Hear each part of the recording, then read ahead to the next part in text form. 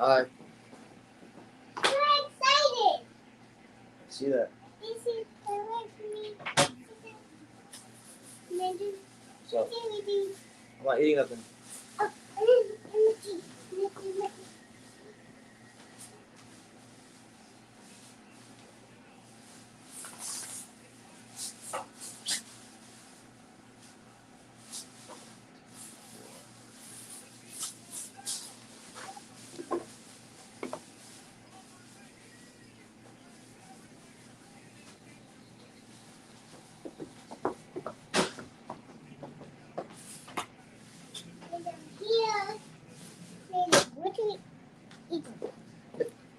Sorry.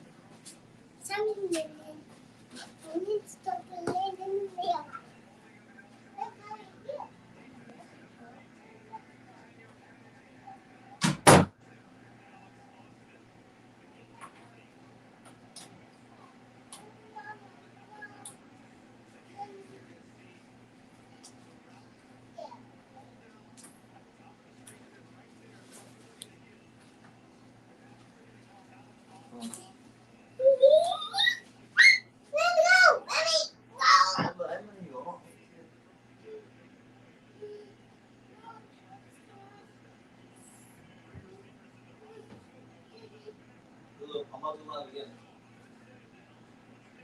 Do your best, please.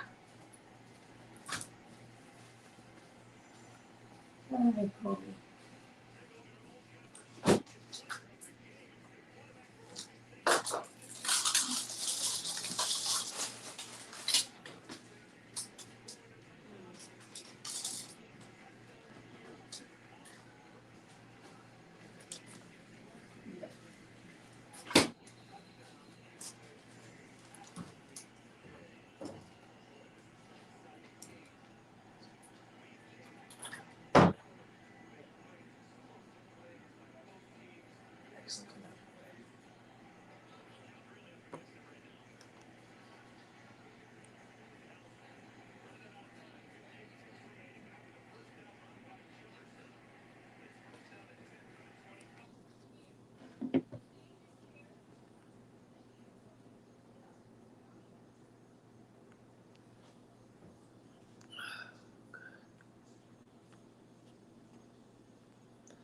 The Untouchable True School Sports Empire proudly presents something the boxing game's been missing. Hey, what's going on? It's your boy BT. I came here to talk some boxing with the thousands of True School Sports subscribers. So here we are again. I'm putting in overtime today. The second live fight reaction of the day. It's been a minute. I'm trying to remember the last time I went live twice in a day. I feel like it's been a while. But either way, it's good to be back live. Good to be talking to everybody here. This is the official live fight reaction for Antonio Lozada versus Javier Fortuna. Now, I gotta be honest with you guys. I didn't even realize until literally during my last live fight reaction that this fight was today. So I'm glad that I saw it. I think it's an interesting fight for a couple of reasons.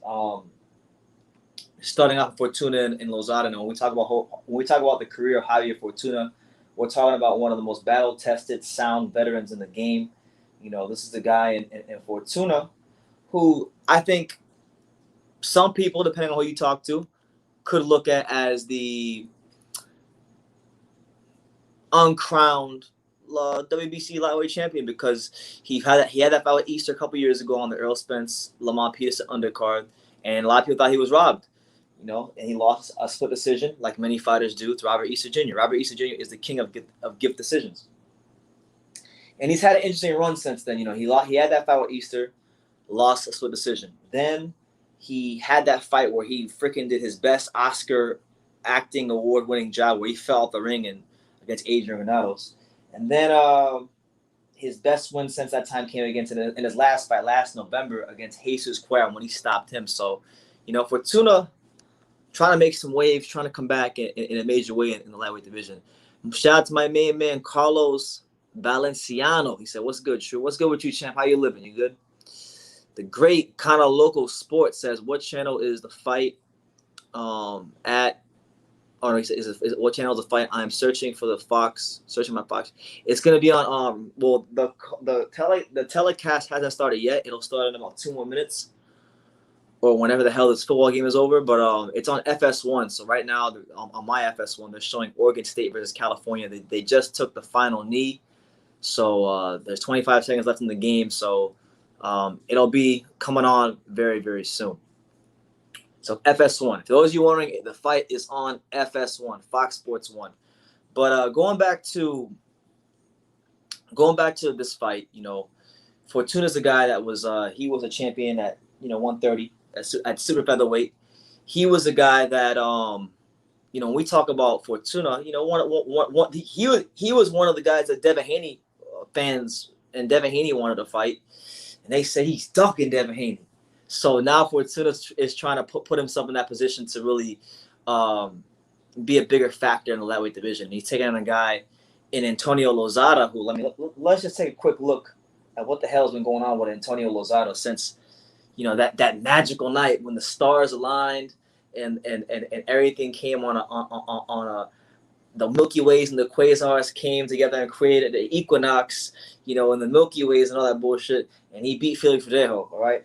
Ever since that night where he beat Felix Verdejo, it hasn't necessarily been like a launch into Mexican boxing superstar for Antonio Lozada. He beat Verdejo in March 2018, right? Stopped him, folded him up, got him out of there like a blue steel chair. It was easy work for him, right? Then let's see, he had a fight against a guy named Christian Valverde, stopped him. Then had a draw, a split decision in August of 2018. Then he fought Jose Pedraza last May, got stopped by him, then lost a split decision. So he's gone 1-2-1.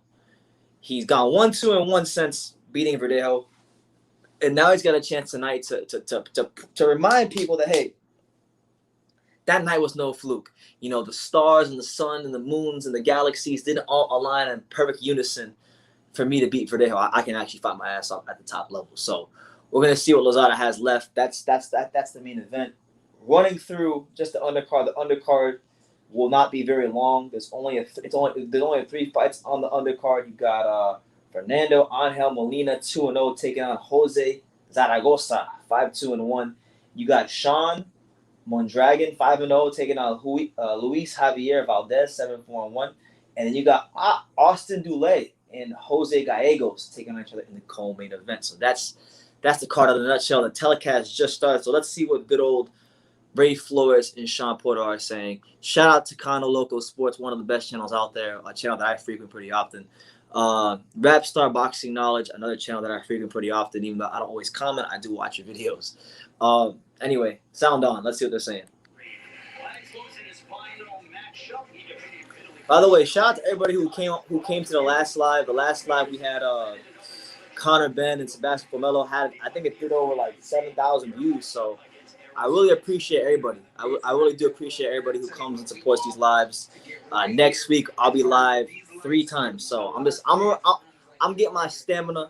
I'm getting my mouthpiece, my breath control at the top level, because next week is going to be something different. Friday Gabriel Rosado versus Daniel Jacobs. I'll be live for that.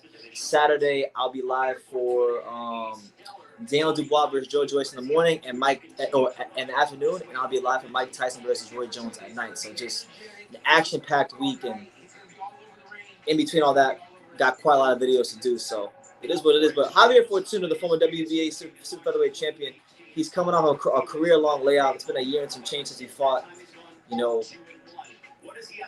Lozada, man. I'm looking forward to, like, Fortuna's cool, but to me, the story in this fight is really Lozada. Like, I want to see if Lozada has anything at the top level.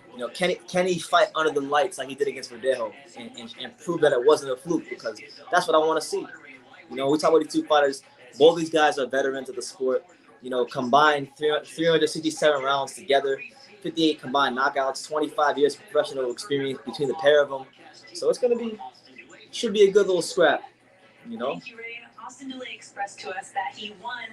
My man Jack Napier, what's up, champ?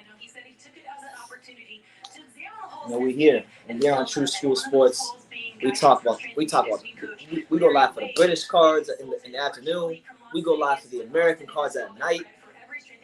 Putting in that work. About to hit 32,000 subscribers, so I'm pretty happy about that. Happy days. Happy days here on True School Sports. But, see, Austin Dulay. I saw Austin Dulay fight somebody. Diego Magdalena, that's who he fought, and Chris Colbert. So Austin Dulay, he's fighting Jose Luis Gallegos, veteran fighter. I remember Dulay. Dulay got his ass whipped by Chris Colbert a couple years ago. And he's fighting Gallegos, and that's actually the fight that's on right now. That's about to happen. So Austin Dulay is 25 years old.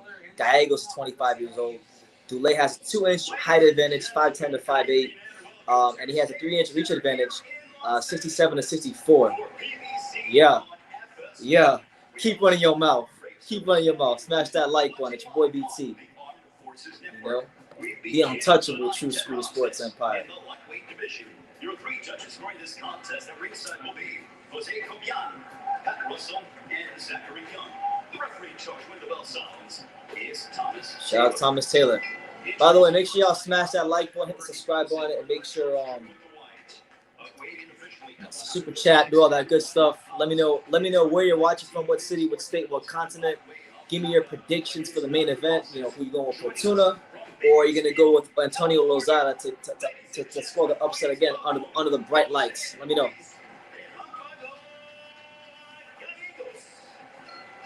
I'm pretty sure Gallegos fought Mikey Garcia at some point, but I could be wrong. Did he fight Mikey Garcia this guy? 37 3/4 pounds. His professional record, 13 wins, 10 Who else this guy fight? No, this guy fought. This Gallegos fought Michel Rivera. That's who he fought. He fought Michel Rivera. That's why I know his name. Okay. Because I knew he fought somebody at 135. I couldn't pick out who it was in my brain. It was Michel Rivera, my boy Michel Rivera. Shout out to Michel Rivera, a friend of the channel, Dominican boxing sensation, Michel Rivera. Protect yourselves at all times.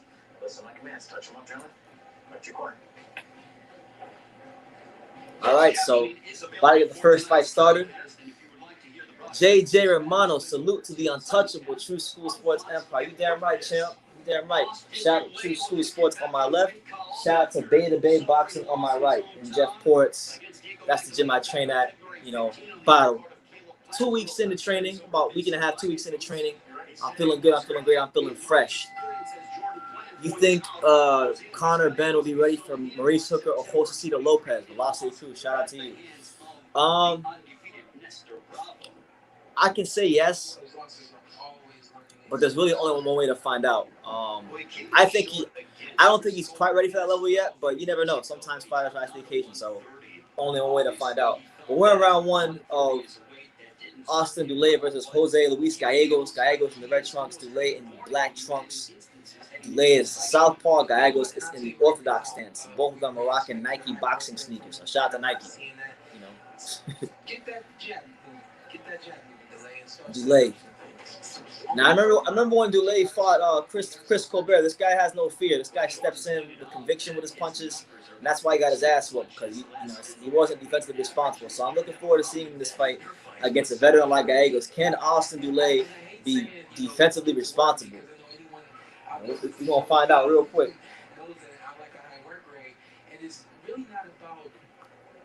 So far, I like what Dulay's doing. Dulay's boxing pretty good. 1 minute and 48 seconds left here in the first round of a scheduled 10-round bout between Austin Dulay and Jose Luis Gallegos to kick off the card. Loma Lua says Ben finna beat up some bums next. You never know. He might, champ. Probably. Eddie Hearn did say he's gonna have a fight before he fights Josh Kelly. So Eddie's not gonna want to jeopardize a big domestic fight. So he'll probably have another. He'll have what they call a takeover fight. A learning fight. So far, this fight between Gallegos and Dulay is being fought at a very slow, methodical pace. It's your quintessential and prototypical feel-out round. Right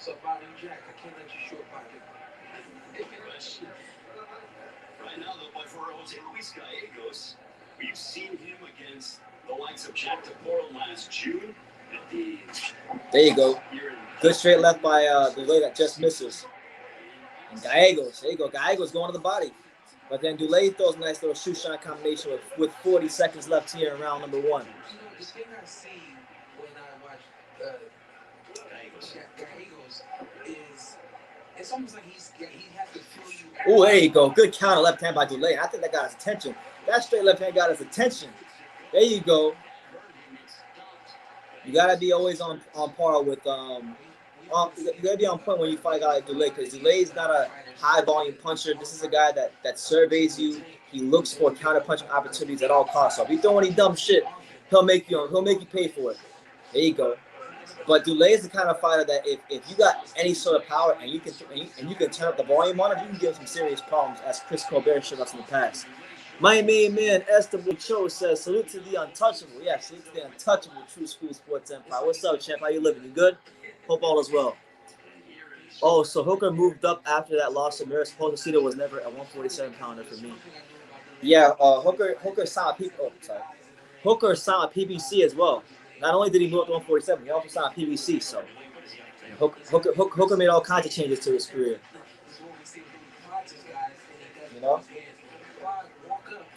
But so far, a good round for Austin Dulay. I think if you're Gallegos, you gotta find a way to push that pace on Dulay. You can't let Dulay just sit on the outside and just be this classy southpaw boxer and just slip and counter. You can't let him do that. You gotta make Dulay fight at a pace that's not comfortable for him. And if you can do that, your chances of winning this fight will increase exponentially. They increase by a lot. That's why Chris Colbert was able to do that. Chris Colbert came in with that high guard and he just switching and slipping and sliding and throwing punches from all kinds of angles, and he really had Dulay on Queer Street. That's right. Make sure y'all smash that like button. We here. My body's telling me no. Oh no, my mind is telling me no, but my body's telling me yes, and I'm back here for the second live. There you go.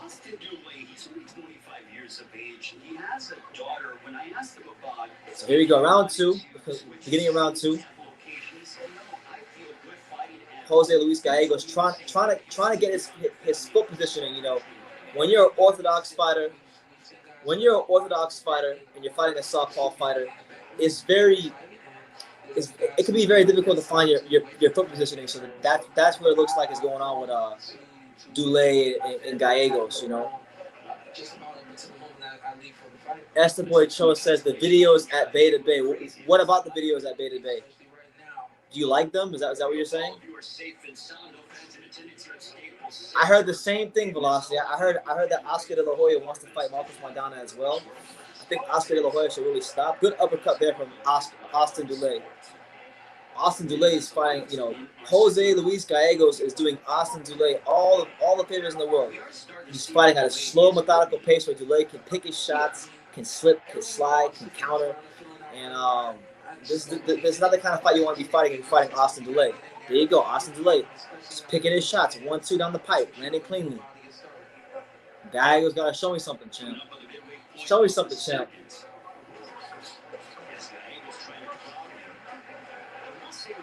One minute and 22 seconds left here in round 2 as Austin Dulay is so far through the very, very early stages of this fight. He's in control. There you go, Gallegos. Turning up the volume. Turn up the volume, champ. Turn up the mother loving volume on these punches, Jose. Come on, champ. You can't be letting him be cute on the outside.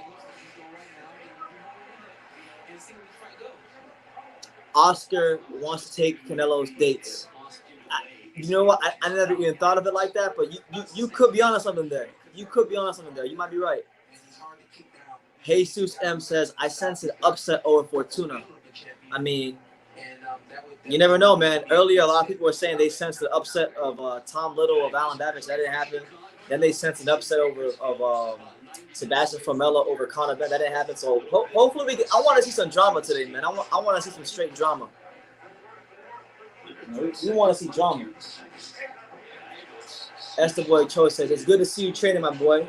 In training, yeah, man. I'm in what I call I'm in light training right now. The heavy training is gonna be when I go to Las Vegas in a couple of days. I'm gonna be like running the mountains with Angelo Leo, and looking forward to it. I know it's gonna be quite a challenge because I've never ran a mountain before. So I'm gonna run a mountain. I'm not just running a mountain. I'm running a mountain with a world champion who has crazy stamina. So I'm gonna see how I get to really see how my physical, what my shape is like compared to like a world champion. You know, that's gonna be fun. And who knows? Maybe if the stars align, maybe I'll get around to sparring with Angelo. But yeah, it's gonna be fun. Training's been amazing. You know, training's been great for my mind. Training's been good for like my confidence and just being around boxing and paying more attention to it, the details of the sport. Miss you, and just stay locked in, man. No matter how grimy you get in there, stay composed, and you know what I'm saying, just handle your business. I got you. I love you too, brother. I really appreciate that, man. Yeah. Afraid you live this hell. You got on him? This big on him? Yeah, so far, if you're just tuning in, we got Austin Dulay versus Jose Luis Gallegos. And Austin Dulay, he's in control right now. He's fighting this fight. He's pretty, he's cute, he's comfortable. You know, his face is okay. And Gallegos, he did a bit of a better job in the latter part of that round of throwing more volume with his punches, throwing punches in a greater volume. But you know, he's got to really make sure that he makes that a point. 100%, Esther Boy. You know, I haven't sparred yet. You know, I've done about a week and a half of training, but I haven't sparred yet. So I'm not sure when that's gonna happen. Hopefully soon. I want to try to spar before I go to Vegas. So hopefully Tuesday and Wednesday I can get some sparring. And I'm gonna ask around for some sparring at the gym. If not, fuck it. My first sparring session could be Angelo Leo. What a way to come back when I go to Vegas. Well, we're here in round 3 of Austin Dulay versus Jose Luis Gallegos. And, you know, Austin Dulay is in firm control. You know, he's winning the battle of positioning. His foot is he's got that lead foot dominance going on Jose Luis Gallegos right now. Gallegos is trying to crouch and change levels, but Dulay's just not letting him have it. And Dulay's keeping that foot on the outside. Cano Loco Sports says that Nestor Bravo was supposed to fight Dulay, but Dulay had COVID. That probably would have been a good fight. I'll be honest with you, I haven't seen a ton of Nestor Bravo, but I heard good things about him. I mean, I've seen, I think I've seen a video of him on your channel before, Cano. But you could probably tell me more about him, honestly. But if he's a fighter that can throw punches with any sort of volume, that has any sort of punching power or oomph behind it, he's got a good chance to beat Austin Dulay. Because Austin Dulay, to me, he can only fight at one pace. You know, I've watched a couple of his fights. Good fighter, good classy, technical boxer, but you got to have different gears.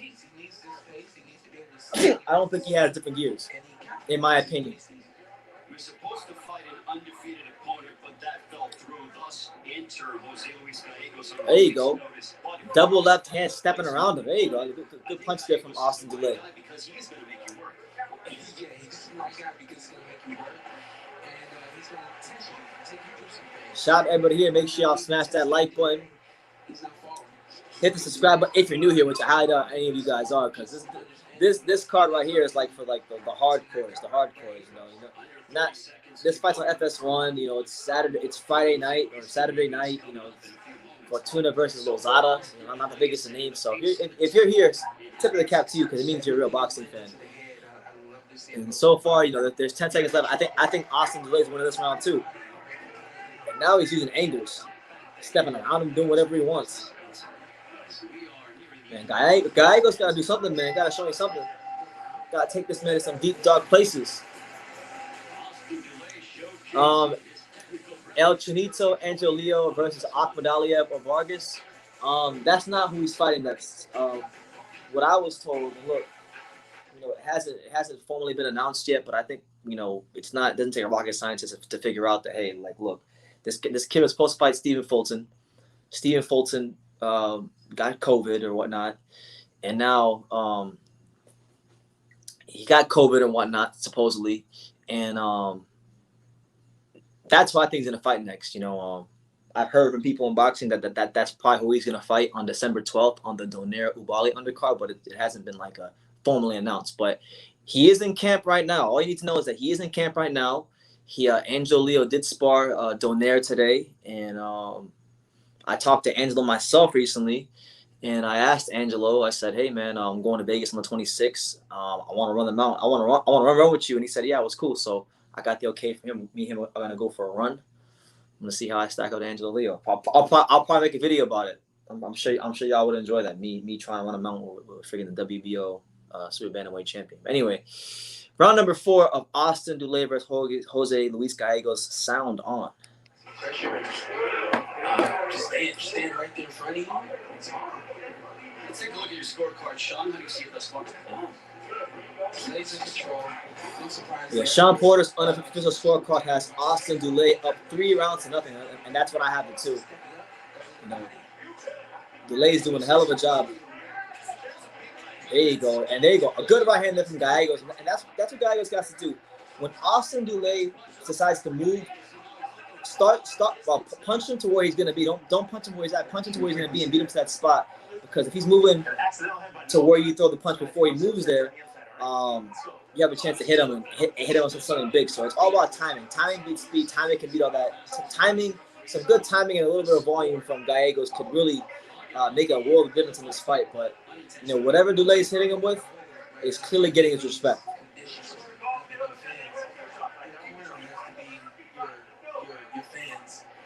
Gabe Flores is good, man. You know, Gabe Flores, good technical fighter, managed by Andre Ward, good amateur pedigree.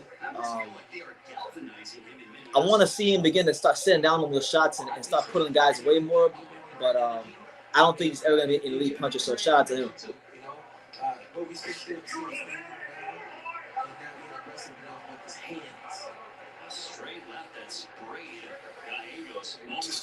Is Casemiro versus Annoying happening or what? I don't think so, man. I was hearing that they were saying that, oh, double left hand from Austin Dulay. Double left hand. Okay. I was hearing that Casemiro and Rigondeaux, Guillermo Rigondeaux, are actually negotiations for a fight coming up. There you go. A 3-punch combination straight down the pipe from Dulay. Dulay doing whatever he wants with Gallegos. Gallegos is a sparring partner right now. Unfortunately. Yeah, Casemiro and Rigondeaux are in negotiations for a fight, so make of that what you will.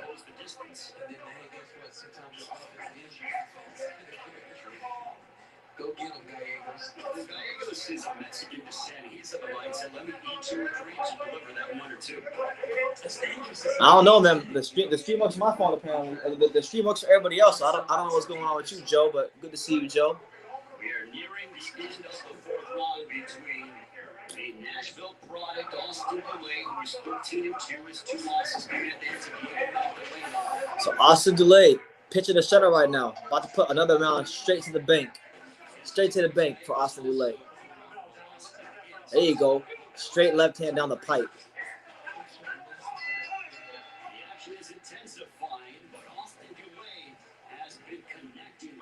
So Austin Dulay showing classy boxing skills out of the southpaw stance, doing what he wants, how he wants, and whenever he wants to do it.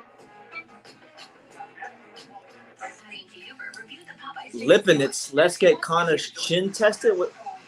What do you mean by that? You want to see Lipinets fight Conor McGregor? And don't forget to order a delicious. No. Oh, Conor Ben. My bad. Conor Ben, not Conor McGregor. I had a casual moment. Yeah, Lipinets versus Conor Ben would be a good fight. But to be honest with you, I think Lipinets should fight Custio Clayton again because Custio Clayton got robbed. Custio Clayton should have got a decision. Custio Clayton took that man to school. Custio Clayton looked like he got one of the best jabs in the welterweight division. He was doing his thing. He got a long jab, athletic build. Seems like he's got a good sense of distance. Yeah, Gallegos, he's tough. He's going to last, and he's going to keep coming no matter what. I think Dulay in his corner, they need to understand that they're in the ring with a tough guy, and they got to go to his body and break him down. I don't know what's going on, Joe. Points from Bravo, but Bravo had a sizable enough lead to get the unanimous decision victory, but still, it showed that Gallegos can push a young prospect who is on the True School Sports. There you go. We here, Joe. We here. We in the building. Round 5. Round 5 of Austin Dulay versus Jose Luis Gallegos. So far, it's turned into a sparring session. You know, an MB boxing. Shout out to you, champ. Is this card? This card on paper doesn't look so good. It might be a long night. You know, surprisingly enough, the Conor Ben card was a pleasant surprise. It was better than I thought it'd be. So shout out to Eddie Hearn. You know, he put on a solid card. You know, sometimes those British afternoon cards are a bit brutal, and this card doesn't look too promising. So it is what it is. But we're here, talk boxing, to see what's gonna happen. We got Velocity Cruz says, would you collab with Snow Queen LA or just a boxing groupie? I mean, I would collab with her. I mean, I'll definitely reach out to her. I mean, by the way, I posted a thing in my community post, so you guys can answer this question for me here. I saw that my boy Punch Drunk Boxing, he put out a community post asking his subscribers which other YouTube content creators, boxing content creators, would you want to see Punch Drunk collaborate with? So I figured I asked the same question, and yeah, my boy Velocity says he wants me to collab with Snow Queen LA. Now, I can't say if she's a boxing groupie or not. You know, there's some things that I know about her, but I'm not gonna say them on camera. Like I know a lot of things about a lot of people in boxing, but I don't say a lot of things. But you know, I'll definitely collaborate with her if she's open to it. I'll definitely reach out to her. That's true. Joe Biss asked, are these fights worth watching? I never heard of any of these guys. I'll be honest with you, Joe. This card isn't necessarily a card that you have to watch, so no. You got Fortuna, who was a former world champion, but he's got an ugly style. You got Lozada, who beat Felix Verdejo a couple years ago, but that was kind of a fluke. That's the main event, so I mean, you could miss this one. You could sit this one out. H Money missing the zone. I was actually on H Money's channel like a month ago. I was on his channel for like a whole hour and a half. We were arguing about Devin Haney and Teofimo Lopez. So I already have collabed with him in the past. But yeah, we could. There you go. Good body shot from Gallegos. Yeah, the action starting to pick up. I think Gallegos starting to close that gap. Esther Boy Cho wants that Kano Local Sports BT collab. Yeah, I've gone on his channel before. I would love to have him here, just me and him. Kano is a very knowledgeable guy. Unlike a lot of channels in boxing, he actually spends time around the sport. He actually spends a lot of time around the sport and works with fighters, so he has a deeper understanding for the sport. And like myself, I'm in the gym.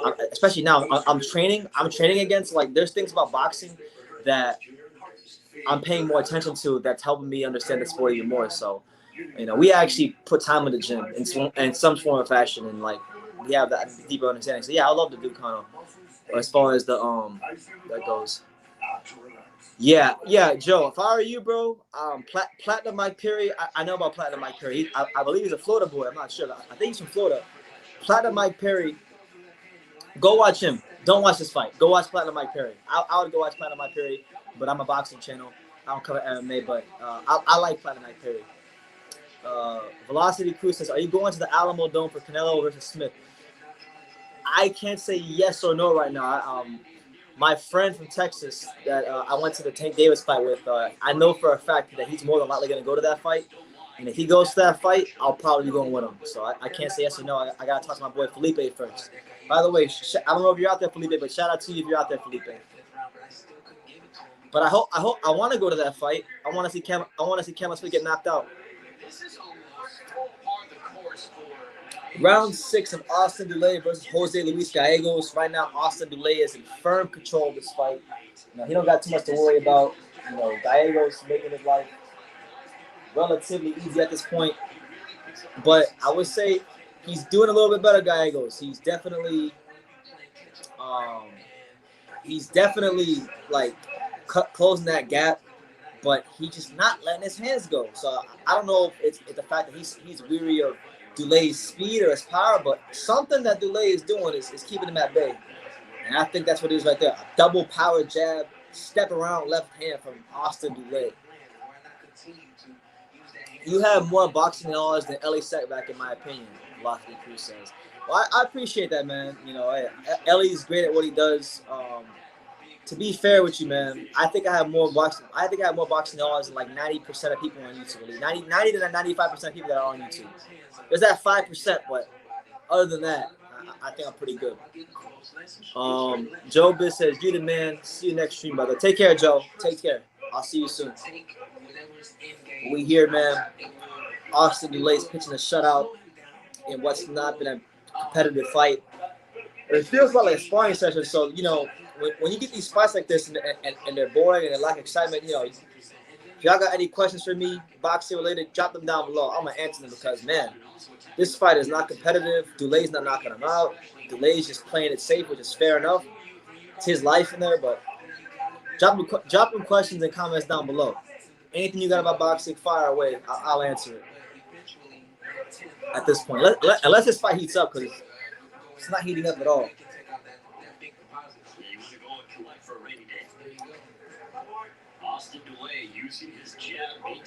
But I love what I'm seeing from Dulay. Dulay's boxing well. What happened? Oh, there it is. The head clash. Here we go. We got a head clash. So things might heat up now. This might be an interesting 4 rounds because we got a head clash. When you get these southpaw versus orthodox matchups, you get a lot of head clashes sometimes. We got some scoring going on. We're gonna give him some time. Give me time. That's it. Take a look at it again, Sean. I like what Rip said. He said it happens, Well, especially when you have a conventional fighter against a southpaw. Yeah, man. Something like that is bound to happen just because of the So Austin Dulay, man, that might affect him later on in the fight, especially if he starts bleeding a lot. Because for those of you who don't know, one of the reasons that head clashes are a big deal is not just because of the fact that you're bleeding, which is not good, but then sometimes the blood can impair your vision. But like if you bleed enough, like the more you bleed, and the deeper a cut is, and the more blood that's lost from your body, the more fatigue you'll get, the more sluggish you'll get, the less strong your punches become, the less strength you have. So, that's something to be wary of if you're Austin Dulay.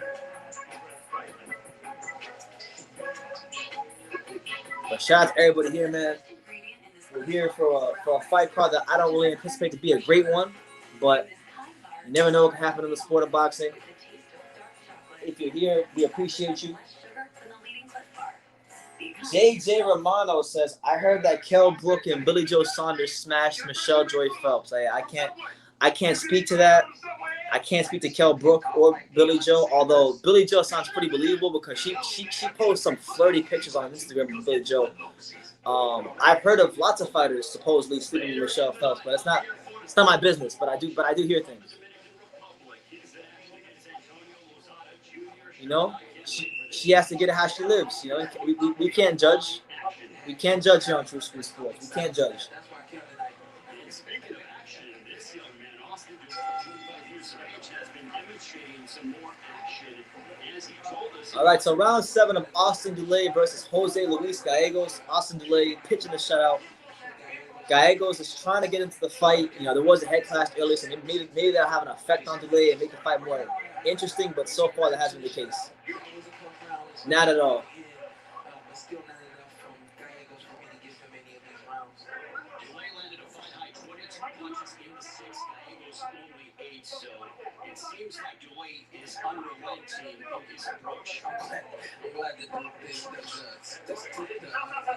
and the statistics. Oh my God, man. What I just said, because I wasn't sure who won that last round. Well, so far it has been, I think, a growing process for Austin Dulay. What do you guys think about that? For those of you that are watching this PBC card, what do you think of Austin Dulay versus Jose Luis Gallegos? I mean, It's okay to lose once or twice because you can get back to championship level. Especially this kid. Looking at him, you wouldn't know he has any losses at all. yeah, good footwork there from Austin Dulay. He's doing his thing right now. When you just look at his record, they wouldn't want to put him on TV because he has 2 losses. So I think right there is your fantastic point. You got a kid who's very skilled. Good defense from Austin Dulay, slipping and sliding, getting that hand to block his ears. PBC is giving him more tonight.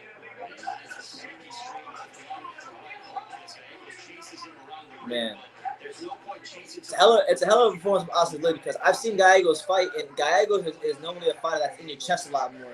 So, you know, whatever Dulay's doing in there as far as stepping around him with the angles and power and the jab and the boxing skills and patience, so whatever he's doing is keeping Gallegos from not fighting his fight as consistently as I'm accustomed to, because I'm accustomed to seeing a more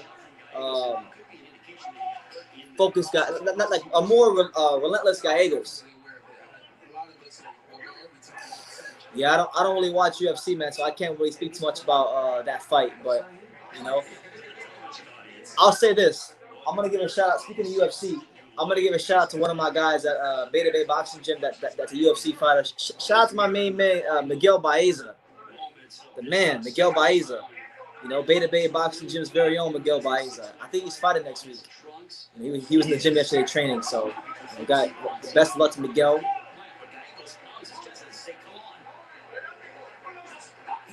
There you go, straight left hand there by Austin Dulay.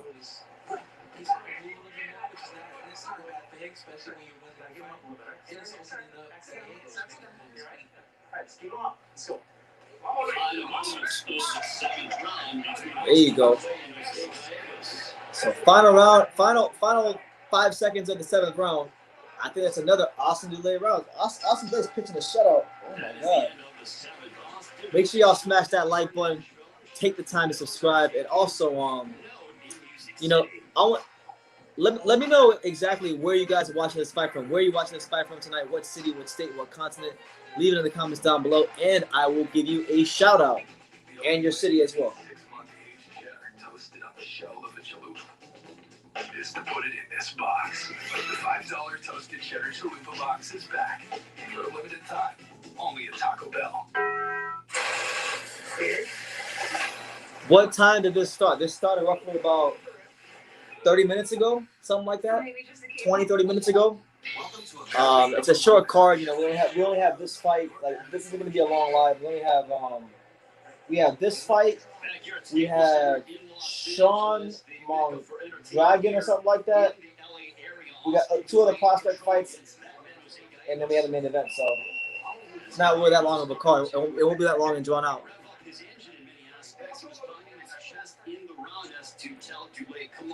Julio Ochoa, what's up, champ? Shout out to Julio Ochoa for the $2 super chat. I appreciate that, brother.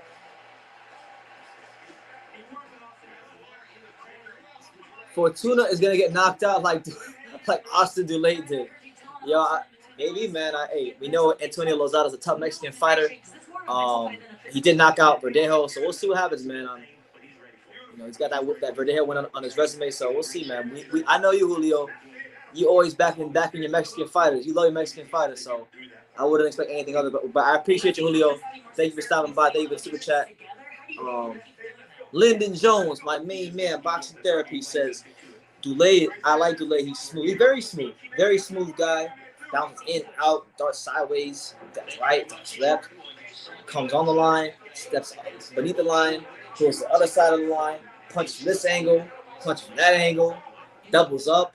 He fights at a good pace, and he varies his speed. So he got a lot of good things going in there against. And you know, he's turned a guy in Gallegos. Gallegos is a guy who's a volume puncher who comes forward. He's turned a guy like Gallegos into a guy who's just there in front of him, not really doing much.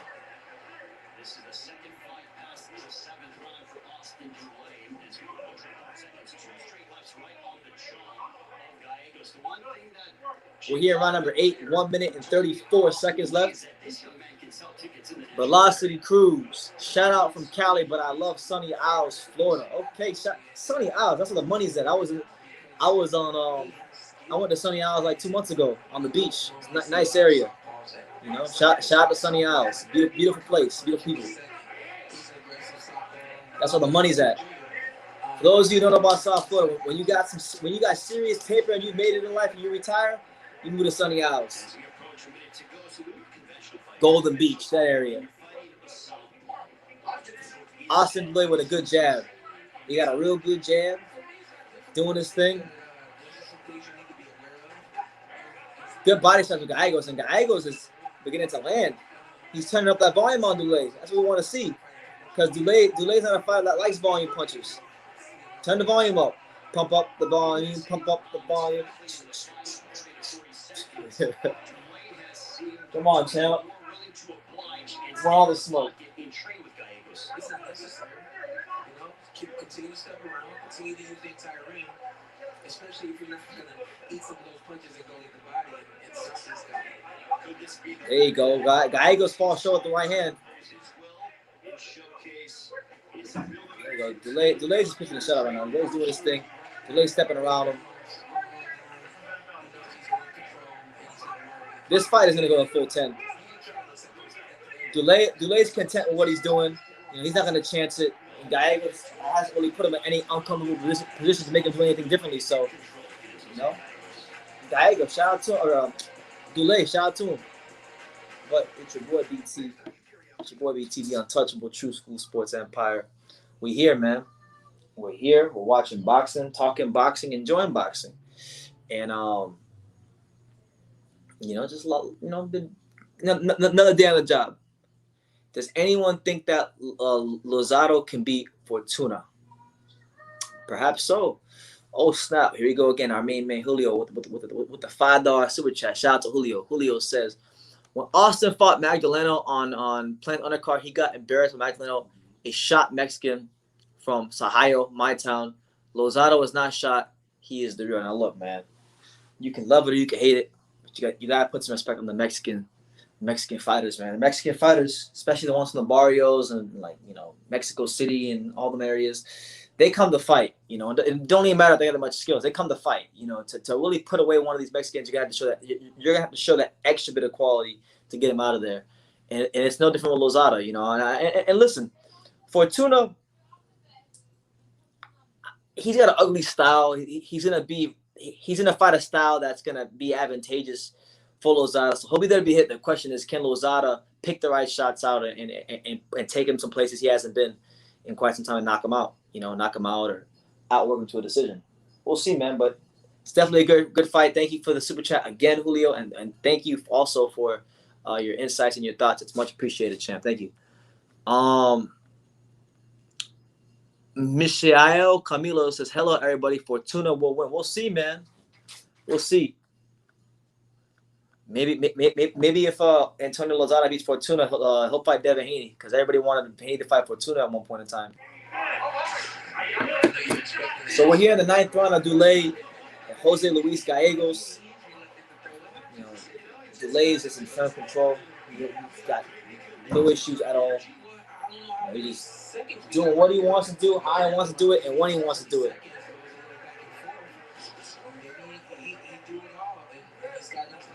Oh, good straight stiff jab from Jose Luis Gallegos. Oh, Austin Dulay, I should say. Austin Dulay. Austin Dulay is in control. How much of a confidence booster is this for the 25-year-old? You know, I think number one is getting in the ring, especially right now. There you go. Another straight left hand from Dulay. Dulay keeps landing this little straight left hand. This straight left hand, and then he steps around. Sometimes he doubles it. Sometimes he slips under it. But either way, his use of his straight left hand has been beautiful. These? No, I don't. These are actually, hold on. Let me show you. Oh, shit. These are actually, I don't know if you can see that on. Mundo Boxing Gym. Pedro Diaz gave me these, so I don't sell these, but you know what? That's a good idea, champ. I should get some True School Sports mini boxing gloves. I'm gonna do that, champ. You just gave me a great idea, Velocity. I didn't even think of that. But nah, these are Mundo Boxing Gym. Pedro Diaz, one of the illustrious gyms here in Miami. You know, if you know anything about boxing, if you know anything about Pedro Diaz, you know he's one of the best trainers of all time. You know.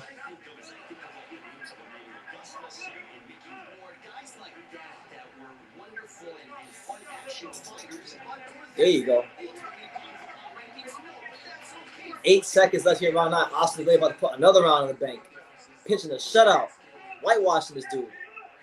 9-0. I got 9-0.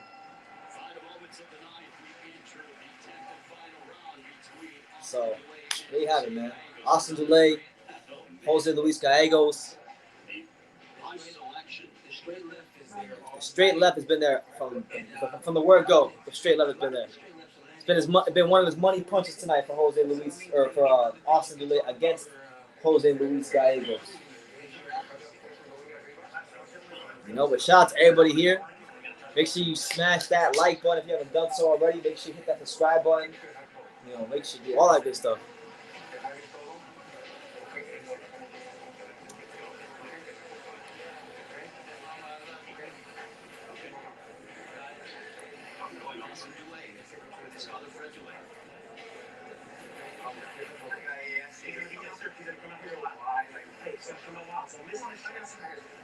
Alan Powell, what's up, champ? I didn't even see your comment. What's up?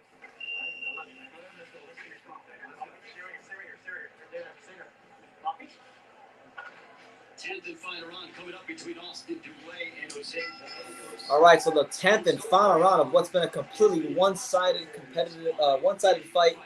You know, a PBC mismatch, if you will. You know, these Fox Sports 1's cards, you know, I haven't had a chance to watch the last couple of them live because there's no many other cards on during these cards. But, man, this one, they can be brutal. I do know that. And this one might be one of those times. But I am enjoying this boxing display by Dulay.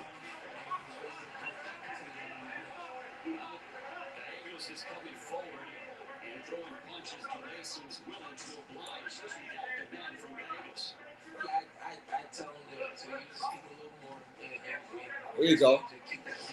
There you go. Good body shot there by Gallegos. To the likes of Mickey, what I just meant is the sense that it's okay to be a guy that's a veteran and make a living in this sport to try to go ahead and feature families.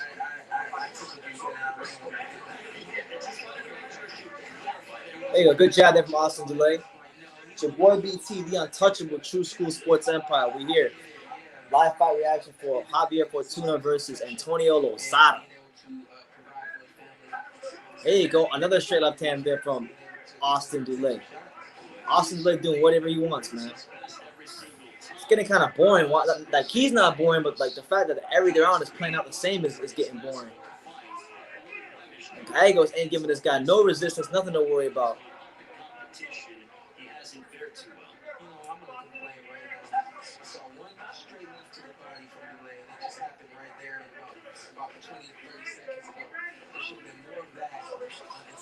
There you go. Another head clash. So the second head clash of a fight. Oh. Another head clash. Okay, so the referee's going to give them both a little time. We're about to finally end this fight, and now the ref wants to give them some time. Oh, my God. It's like...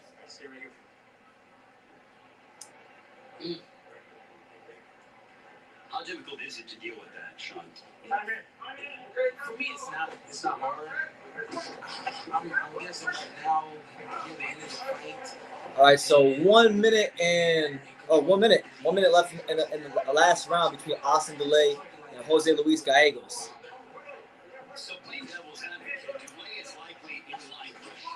There you go, good right hook and then a left hand from Dulay.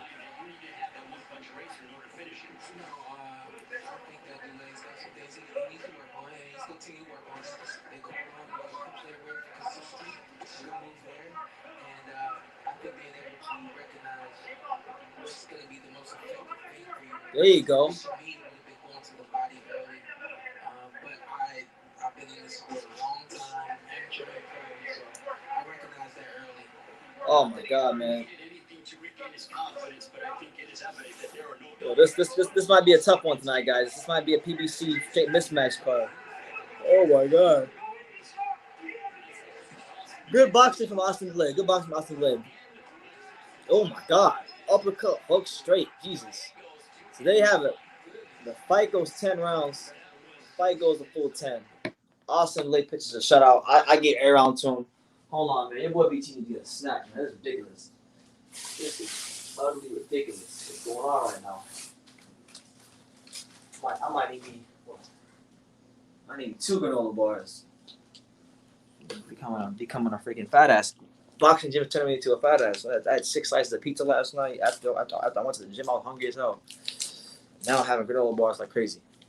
You know, but yeah, Austin Dulay, listen, good win for him. You know, he's not too far removed from getting killed by Christopher B-Hop Colbert. So for him to come in here against a guy like Gallegos, veteran, been in some important big fights. You know, it's a good fight for him. It's a good little like statement for him. You know.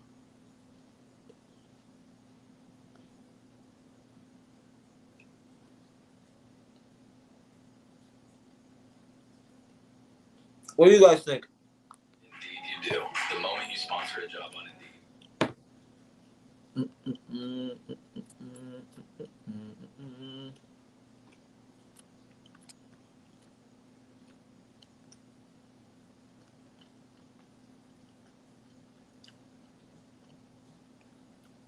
What do you guys think about? What do you guys think about Canelo versus Canelo Smith? Is there anybody out there watching this? Like, it says there's 25 of you here. Is there anybody out there that thinks Canelo Smith can actually beat Canelo? And if so, please tell me how, because I went back and watched some fights of his, and I just saw so many things stylistically that are going to favor Canelo Alvarez. It's ridiculous. It's actually ridiculous.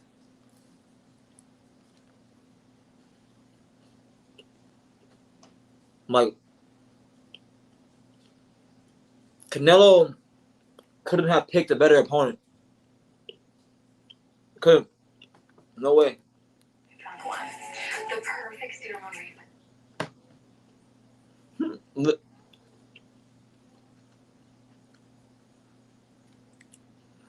You said a mouthful. You said a straight mouthful. You know, like, that's how I feel about him, because his style is pretty similar to Rocky Fielding. People don't want to admit it. People don't want to say it because it sounds disrespectful, but there's a reason that Canelo Smith has not fought, you know, guys from America, Mexican fighters. He ain't even been exposed to that kind of competition yet. And you could say it's American bias or whatnot, but it's not. It's the truth. The best fighters, the majority of the best fighters in the world in his weight class are from America and or Mexico, or the Mexican American. Either way you slice it. He hasn't been exposed to that. He find these guys from Europe, okay? And no disrespect to Europe. You know, shout out to the Europeans, shout out to the UK. I like the UK, but like it's just a different it's a different caliber of boxing. That's why a lot of the top British fighters, they don't stay in the UK and spar. They come to America for sparring because they get better sparring in America. There's better gyms in America. There's better trainers in America. That's a fact. So he's gonna be exposed to a level of boxing that he has never ever seen. Damn.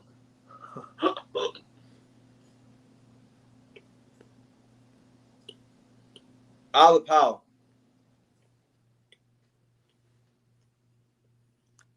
Saying a mouthful. You said the fight was weak for Canelo. Those guys from that side of the world never hang with the Hispanics or the blacks. You said it, not me. You said it, not me. Honestly, like,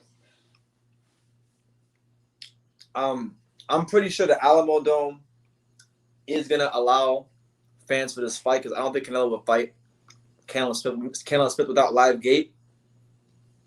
So I'm gonna get on my knees later on and I'm gonna pray to God that I can go to this fight, because even if it's a COVID socially distant crowd like it was with Tank Davis versus Santa Cruz, I can't imagine what like half Mexican, half British crowd in the Alamo Dome would be like. I feel like it would be absolutely insane. It'd be nuts.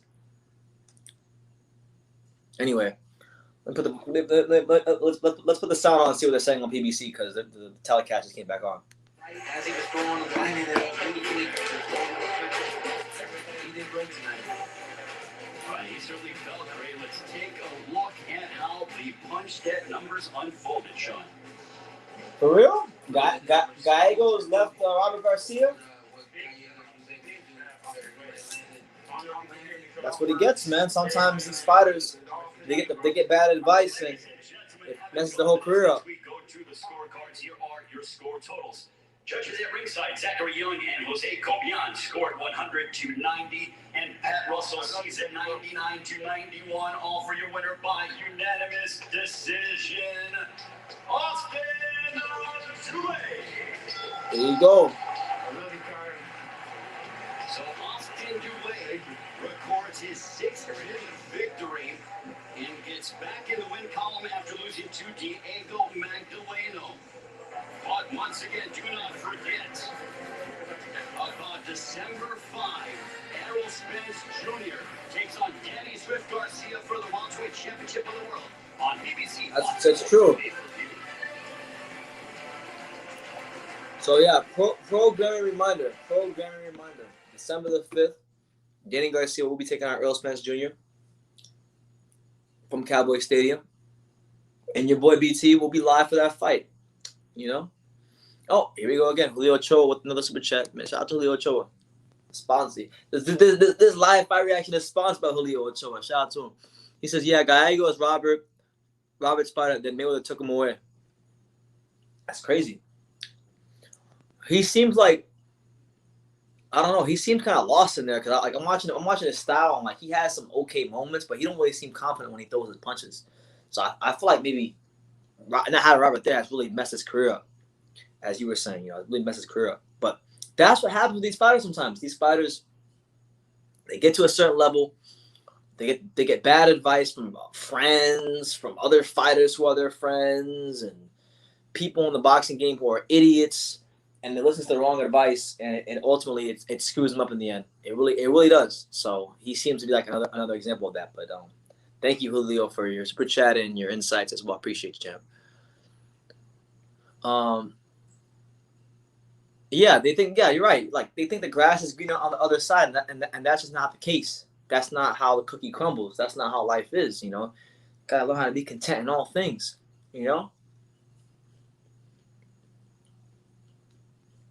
But I've said this many times. I'll say it again. A lot of fighters, and fighters in general, they're very up and down. For a trainer to deal with a fighter, it's like dealing with a woman. It's constant ups and downs. It's always some sort of problems. You got to know how to manage that, and you got to know how to push the right buttons at the right time. Because if not, they'll go crazy and you'll go crazy.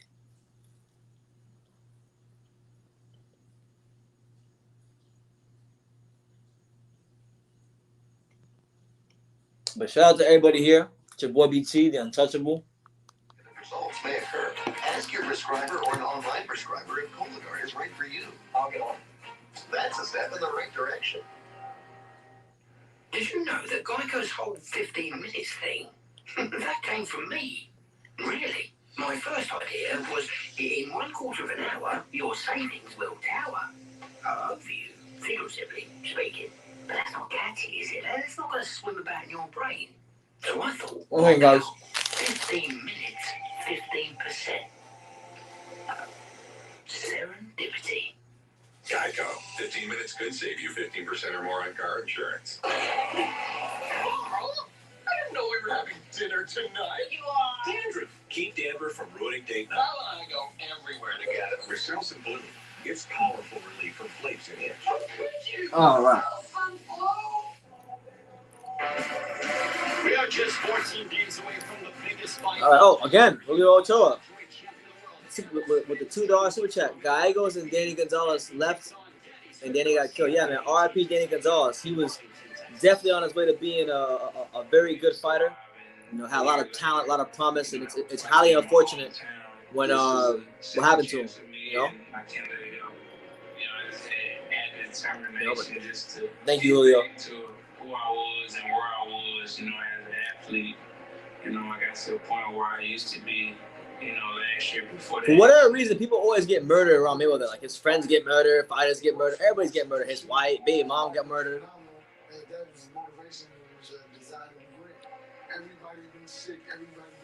Right now, I don't know if you guys can hear, but in the background, they're promoting the Errol Spence Danny Garcia fight. And who do you guys got in that one? Because a lot of people seem to be thinking Danny Garcia is going to beat Errol Spence. What do you guys think? Do you guys smell an upset in the Danny Garcia Errol Spence fight? So we've seen only 4 welterweight unification bouts in the last 15 years. In 2014, Floyd Mayweather with win over Marcos Maidana. The following year, Manny Pacquiao, he set the record with Floyd Mayweather. Mayweather getting the victory. 2017, Keith Thurman edged Danny Garcia in welterweight unification. And last September here on the Illuminati.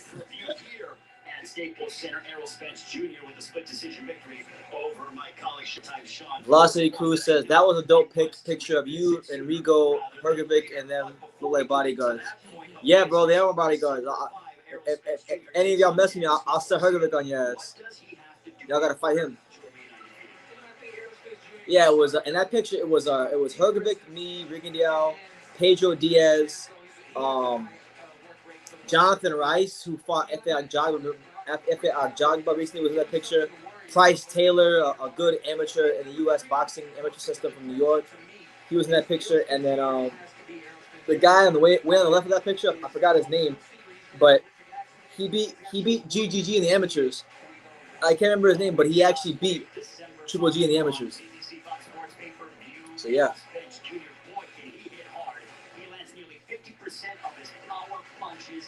Ludacris says DSG. Okay.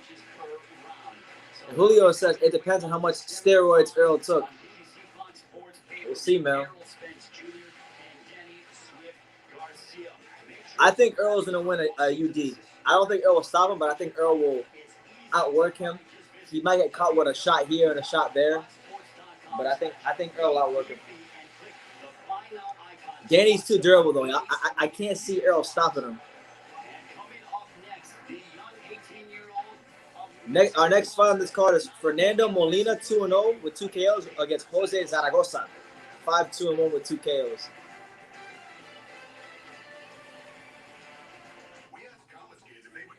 Damn. Well, I'll tell you one person. I'll put it on mute.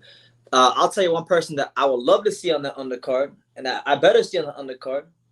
I better see Sinisa Estrada on the undercard. I better see my baby mama on the undercard. I better see my future wife on the undercard, because first of all, now I was talking to Sinisa recently. We were texting back and forth and whatnot, and briefly. And she was telling me, I was telling her like when the day I found out Canelo left, I said, well, now that Canelo's gone, they got to start promoting you more. And she's like, oh shit, they should already be promoting me more. So I was like, shit, you right. So I made a video about it recently, because I actually agree with her. I think she's someone that should get promoted more. But I'd like to see her on the undercard. Virgil Ortiz, Rashidi Ellis, even though he just fought like 2 months ago. If they can get him on the card if he's ready, he's another one. They got people, man. Golden Boy's got people, and they better start developing some of these other fighters in their stable as stars, because if not, Canelo left. I think Ryan Garcia will leave soon too, and who knows who else, because that's how it goes in boxing. When one fighter leaves, and 1 becomes 2, and 2 becomes 5, and before you know it, you lost your whole stable. So Oscar better tighten up real quick. Shout out to my main man AD over there in the UK. He says after that car crash, Earl's punch resistance might be lower. Perhaps so. That's the intrigue of this fight.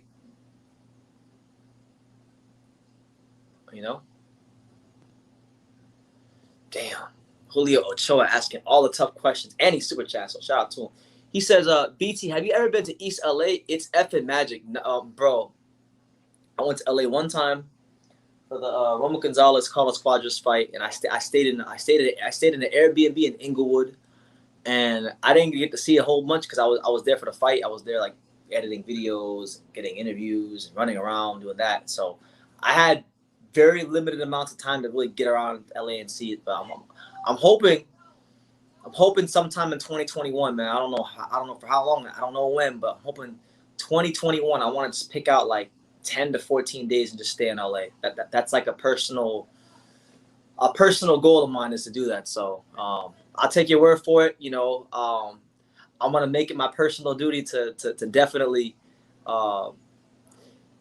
be up in East LA as much as possible. If you say that's what it is, and if they got, I know East LA got to have all the bad Mexican women. So you probably catch me in East LA a lot with the bad Mexican women and all the food. So yeah, man.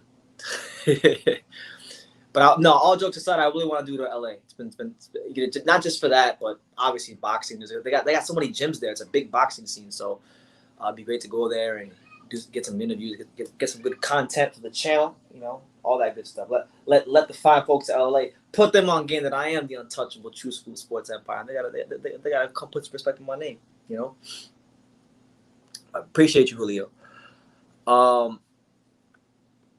Virgil is his best one. Jaime Munguia too. You got Jaime Munguia would be a good shout. I think Jaime Munguia would be a good person to put on the undercard. I mean, the fight is in San Antonio, and I didn't even realize. Like, I knew San Antonio was Mexican, but I didn't quite understand how Mexican San Antonio was to San Antonio. So, that definitely makes a lot of sense, you know.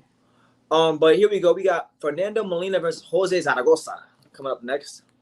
As we take a look at the numbers, you see that Molina is 14 years younger. Molina's 18 years old. Jesus. The biggest tell right now, I think, is the age difference, the experience. I don't know the exact time of the fight, but I know we got this fight, and then one more after it, and then it's the main event. So that's where we're at. In Los Angeles, we now have 6 rounds this. In the lightweight division, the 3 judges scoring this contest at ringside will be this fight's a 6-rounder, and the next fight's a 6-rounder. So even if those 2 fights go the distance, you know, it's not going to be as long as the Austin Dulay fight. And there he is. I see him in the comments. I see you, champ. I see you looking in the comments. I see you. I see you in the comments, champ. Joe Mata, BT, my main man Joe. How you living, champ? Over there in Houston, H-Town, stand up. How you doing, Joe? You good? Good to see you in the comments, bro.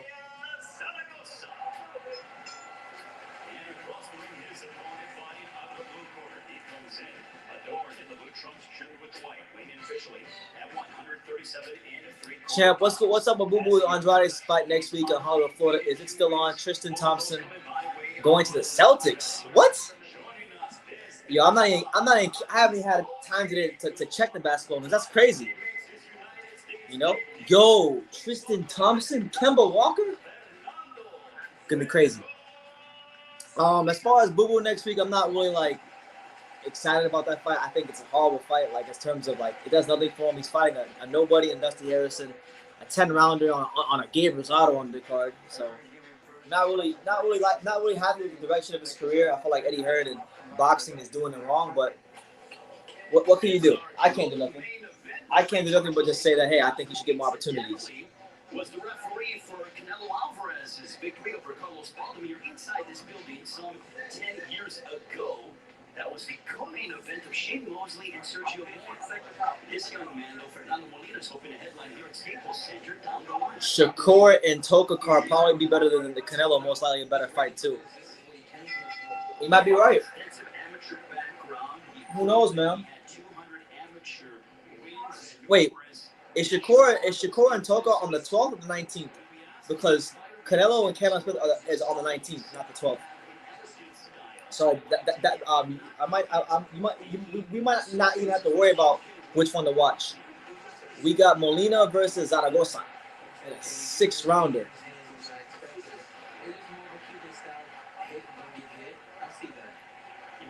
Yeah, I saw that. Anna's canceled back to Portland, which to me is like redundant. Portland will be an 8th seed and do nothing next year, and everybody will hype up Damian Lillard for no reason, just because he dropped some. He had four great games and got his team to the playoffs. Like,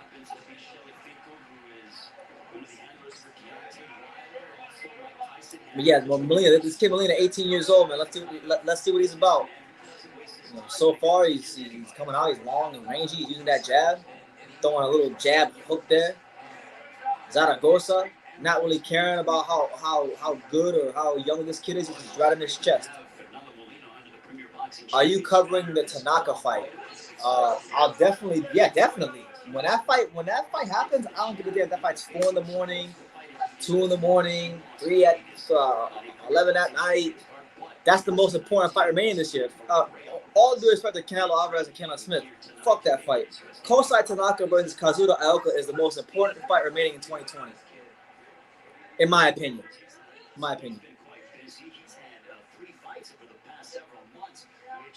I think Canelo Smith is one of the, I don't want to say easy because it's disrespectful, but I think it's one of the most favorable matchups out there for Canelo Alvarez. Canelo Smith, even though he's tall and he's big, he doesn't really fight like he's tall and he's big. If you watch his fights, you know, he gives up his size a lot. When fighters, like when he fought John Ryder, who's kind of like similar in his build and his body, and even a little bit of his style, John Ryder was constantly out jabbing Canelo Smith at 5'8", and Canelo Smith is like 6'3". He was consistently out jabbing him, backing him up. Canelo Smith, anytime he throw more than 2 punches, he goes into the high guard immediately. So when that happens, you know what's gonna happen to Canelo. Canelo's just gonna he's gonna be handing out rib dinners like it's Thanksgiving. You know, he's gonna hook to the body, come right at the top. He's gonna stab him in the stomach. It's gonna be brutal.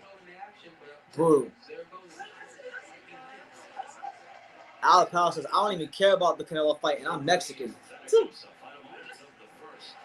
I don't blame you, champ. It's not the best matchup. All right, so round 1 just concluded between Zaragoza and Molina. You know, I didn't even score it, but it's a 6-rounder. You know, it'll end soon. We're patiently waiting for the main event to see what Javier Fortuna can do against the battle-tested and formidable Antonio Lozada. It's your boy BT, the untouchable True School Sports Empire. We here. I'm practicing for next week.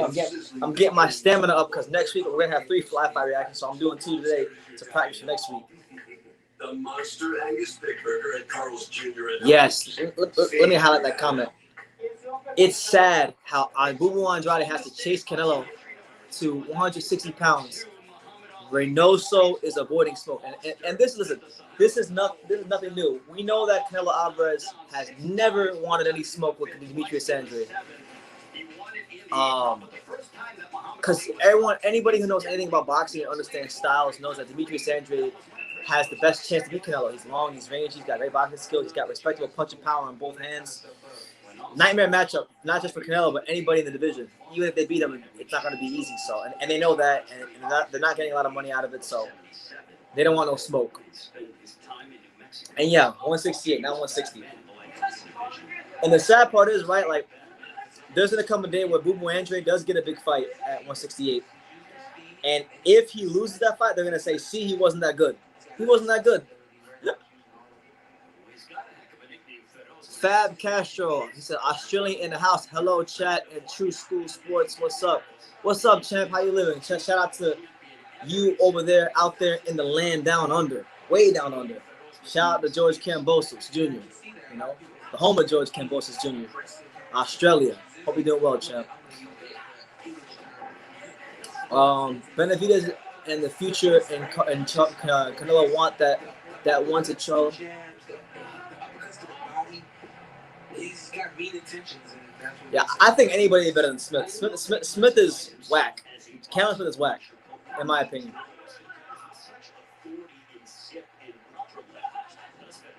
Round 2 of Molina versus Zaragoza. I haven't heard otherwise. I heard that fight's still to go. I haven't heard that Bubu Andrade and Dusty Harrison isn't happening next week, so I fully anticipate that this fight will be happening next week. I haven't heard otherwise. Oh, there it is. A good uppercut from Molina, and Zaragoza dropping the canvas. Just stay moving forward. You stay moving forward like this. My man Molina, he was serving him, and he was just like, yeah. Get out of there. He's trying to close the show.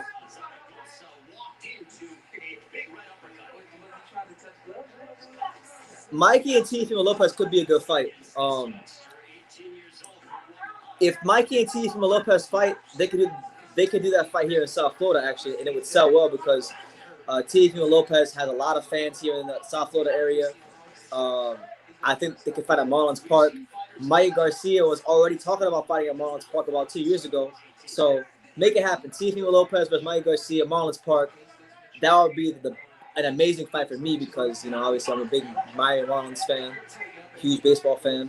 And to have a boxing fight of that magnitude at Marlins Park would be just a dream for me. But that's what it is, a pipe dream, because that's not going to happen. But it'd be sick.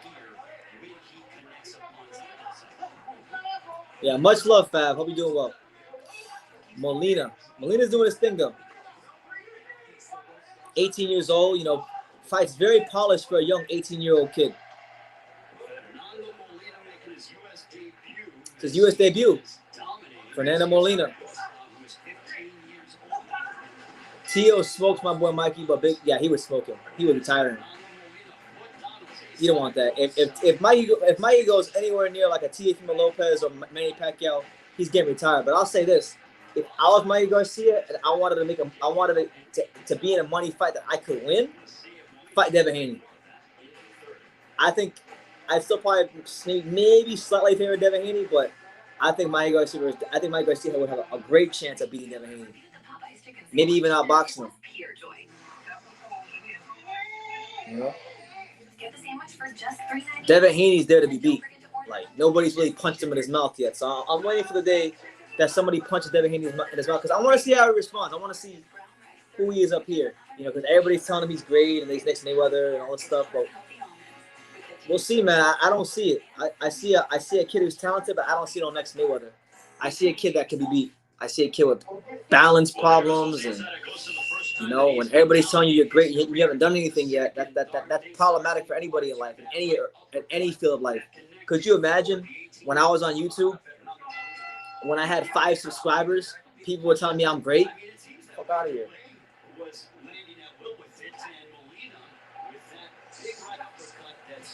All right, so round 3 of Fernando Molina versus Zaragoza.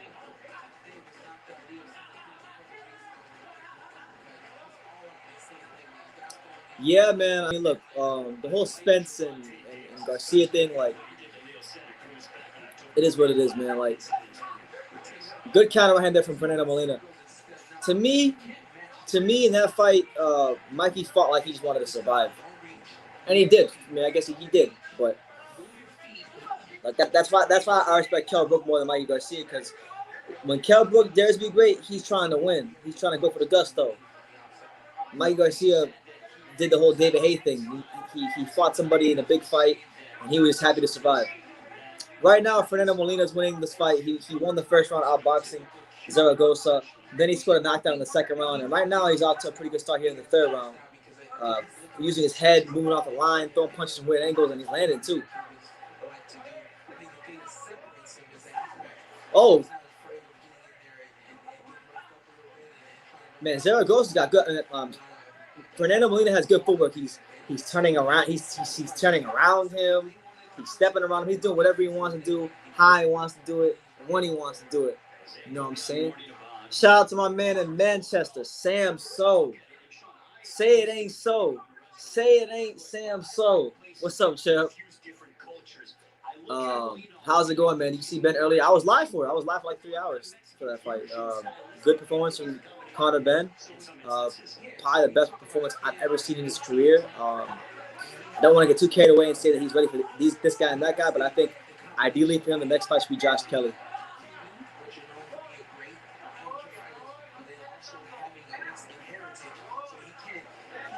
Good left hook there from Molina. And now Molina's on his toes. Just boxing on his toes. There you go. Shout out to all 37 of you here. Make sure y'all hit that subscribe button if you're new to the channel. Hit the like button, super chat, do all that good stuff, man. Molina. Yeah, it was you missed it, man. You missed the live. Tom Little got folded up by Babbage. I mean, the Hippopotamus.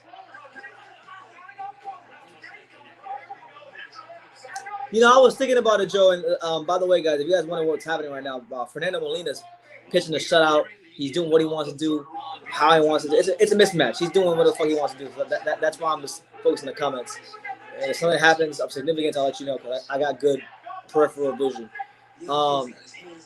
I was thinking about Kell Brook recently, and you know, the popular thing to say right now is that Kell Brook is done and he's washed up and needs to retire because he got beat up the way he did against Crawford. But like, should people really be condemning Kell Brook for getting beat up by the pound king of boxing, the best fighter in boxing, the most dominant fighter in boxing, a guy who's gotten 8 straight knockouts, who has not had a fighter go 12 rounds with him since Victor Postol in the summer of 2016? That's who you're going to condemn Kell Brook for losing to? I thought he looked in the 3.5 rounds he boxed. I thought it looked pretty good. I thought he was game. I thought he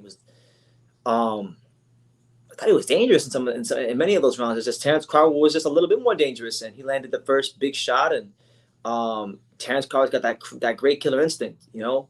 But not everybody's Terrence Crawford. So I feel like Kell Brook, if he wants to, I don't know what his future is. I don't know what his plans are. But like, what I can tell you is I follow his trainer Carlos Fermento on Instagram.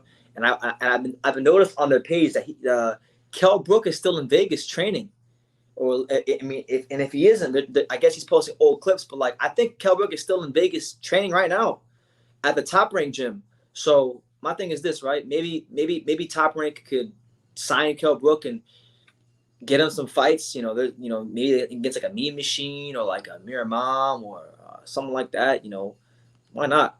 There's Ray Robinson, people like that. You know, there could be some good fights at welterweight for Kell Brook if Top Rank wants to sign him. You know, it looks like he's training. He looked like, you know, he's still got the jab. He's got the great straight right hand. He just fought Terrence Crawford, you know, and shit happens when you fight Terrence Crawford. And if not 147, I like to see Kell Brook go 154 and try to make a serious run at 154. Like, because he went to 154 and he fought Rabchenko and he fought Zarafa and he fought DeLuca.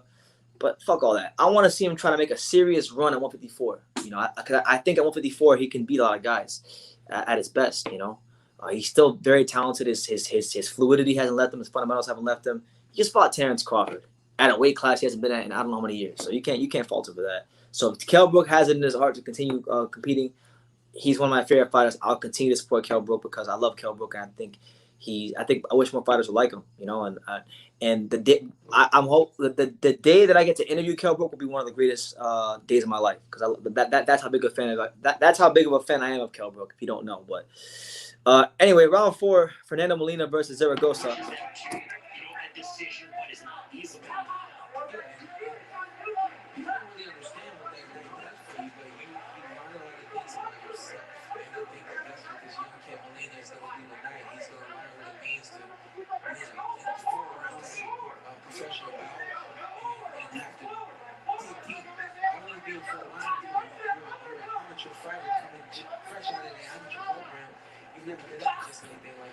I mean, look, I don't really like Spence Garcia is like I'm not really gassed for it, to be honest. It's not a fight that I can get up for, to be honest. Okay, what's up, Joe? How you doing, champ? Joe Biz. I might have to check out Platinum Mike Perry if this card ends before then.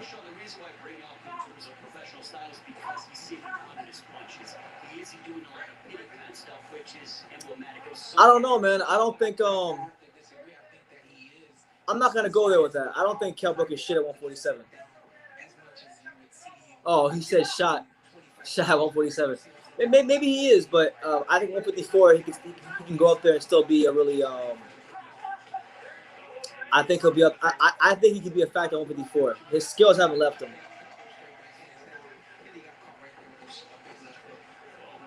What, BT? You have to get hyped for that one. Which one? Which fight, Joe? United Dreams Auto Team. What's up, champ? How you living? You good? Fernando Molina is looking sensational in his U.S. debut against Antonio Zaragoza. He's showing a good display of punches, jabs going forward, jabs going back, uppercut going backwards. He's stepping around him. He's boxing on his toes. He's boxing with his feet planted. He's good looking kid as far as his fighting goes.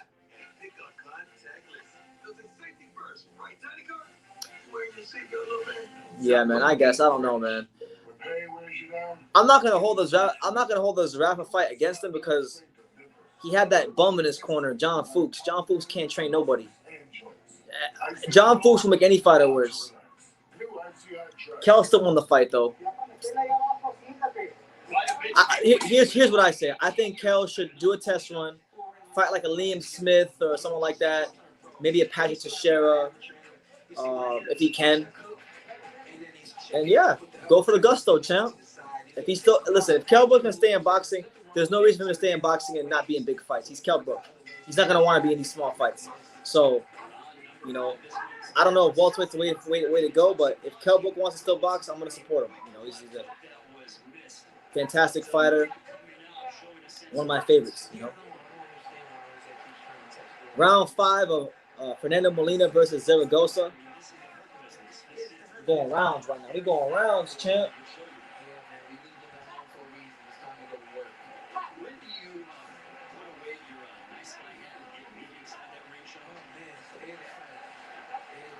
True School, what are your thoughts on Logan Paul fighting Floyd? In my opinion, it's up with the money now. Yeah, that's a straight business move. I mean, listen, Floyd doesn't need to prove anything to anybody about boxing. He proved everything he needed to prove when he was fighting. Say what you want about him. That dude fought whoever people wanted to see him fight. Personally, I love to see him fight Logan Paul. Knock him the fuck out. I don't like Logan Paul.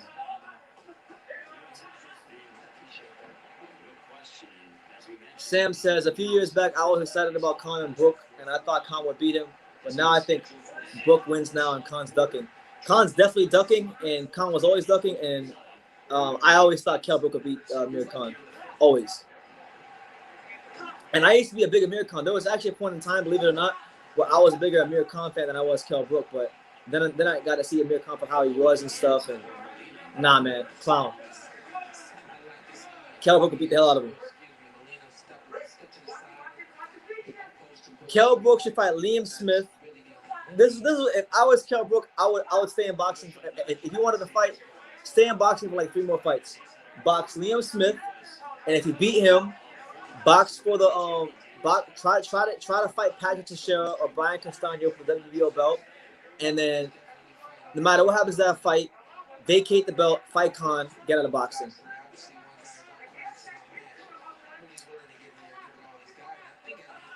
Which fights do you think he lost, Joe? Which fights do you think Floyd lost? Southern Jedi says, is the Mexican school of boxing the best? I don't think, to be honest with you, I don't think any one style is better than the other.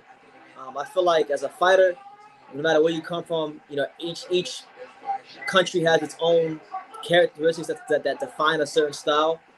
If I had to pick a style that I think is the best, I think the American style is the best. I think the American style is the best. I mean, look who the best fighter in boxing is, Terrence Crawford.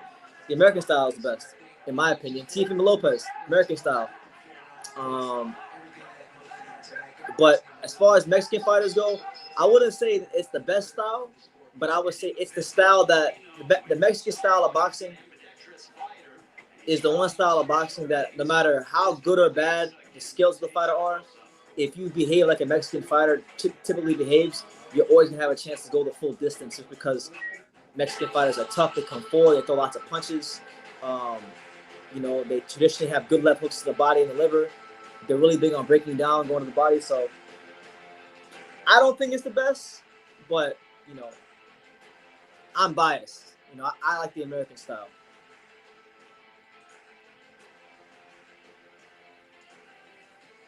Do you think Canelo is jumping around divisions to avoid Boo Boo Andrade, Bivol, and Beater? Oh, of course. Of course. What do you think he's been doing? First of all, he's been ducking Demetrius Andrade for well over half a decade. He's been ducking him. He ducked him at 54. He's ducking him at 60. And he'll be ducking him at 68. Over 3 weight classes in 5 years, he's ducking Demetrius Andrade. Bivol and Beater, he will never, ever, ever, ever in his life go up to 175 to fight one of those guys unless one of those two shows such a horrible vulnerability that it makes sense for him to fight. You see what I'm saying? By the way, we're in round number 6 of Fernando Molina in his U.S. debut against Antonio Zaragoza.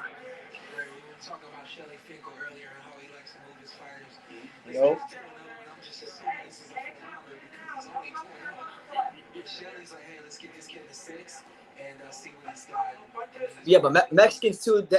A lot of Mexican fighters do tend to eat a lot of punches, so long term might not be good for your health. But you know, listen, Evander Holyfield once told me in the gym when I was talking to him about boxing and fighting and whatnot. He told me, Brendan, you gotta fight the style that works for you. Fight the fight that works for you. So some people in life are blessed with lots of speed, so they become boxers. Some guys are blessed with speed and power, so they become boxers, punchers. Some guys, you know, some guys have different characteristics. So you gotta fight to the best of your characteristics and try to add to it as you go along.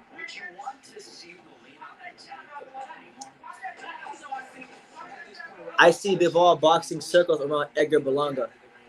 I don't know, man. I don't know. I mean, Bivol is nice, but Berlanga and Bivol aren't even in the same weight class. But everybody wants to hit on Berlanga, and everybody says Berlanga's not that good and whatnot. I like Berlanga. I think Berlanga is the goods.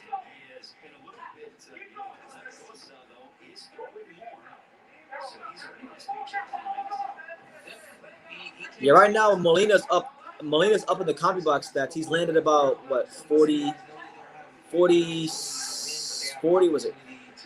About 40 punches or so more than Zaragoza, and he's landing on a higher percentage. And he got a knockdown earlier, so I think Molina's well on his way to a decision victory. Big shout out to Canelo, who fought GGG twice, Jacobs, Canelo, and the lineal champ 168. Though Caleb is the easiest option of the three. I don't know if you were here earlier when I said this, Sam. I think that Canelo Smith is one of the easiest fights for him. It's an easy fight for him. Canelo Smith's style is perfect. It's perfect. It's absolutely perfect for Canelo. His tendencies, the things he does in the ring, all play into Canelo's favor.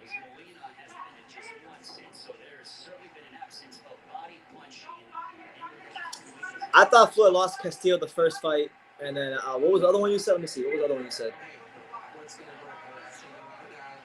Oh no, he beat De La Hoya. He definitely beat De La Hoya. De La Hoya gave a good account of himself, but he beat De La Hoya. But I'll give you Castillo. I think Castillo beat Mayweather the first fight.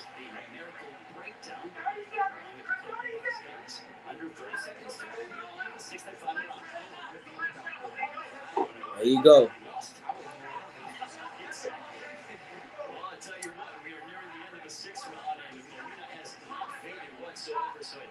The Canelo like steroid stuff it's a lot to explain. I got videos explaining it, and I'm like really tired right now. But basically, it's a lot to explain. And right now, I'm not the most mentally sharp right now. But Canelo got caught for taking clenbuterol, right? Canelo got caught taking clenbuterol, and clenbuterol is like it's something that they find in the Mexican meat, and it's used as like a masking. It's used to like burn a lot of fat, and you cut a lot of muscle quickly with clenbuterol. If my memory is correct, and I could be wrong because I'm tired as hell right now. But I made videos about this. Honestly, man, you just have to watch more of my videos because I can't remember right now. I'm tired. Joe Mata said, "Where's Pops? Tell him the crack want to open with me, but like, Pops is at work. I don't know when he's coming back." Who's willing to fight Berlanga that's respected? I don't know. I'm not privy to who's negotiating and who wants to fight and what his options are and what Top Rank's plans are. I don't know. But he's fighting again soon. He's fighting Verdeo on the Verdeo card. But yeah, like Canelo, it's not even just the steroids. Like there was the whole the whole glove controversy when he was in Texas because he was like stacking his hand wraps. So they like stacking is like when you basically like wrap your hands to the point where it becomes like a plaster. Like it became like a plaster in his glove for the Liam Smith fight. And like that's another thing about Canelo. Like Canelo gets with a lot of things, man. And that's why I don't like him. I don't think he can't fight. I don't think he's garbage because he clearly isn't. But there's clearly a lot of smoke and mirrors with his career.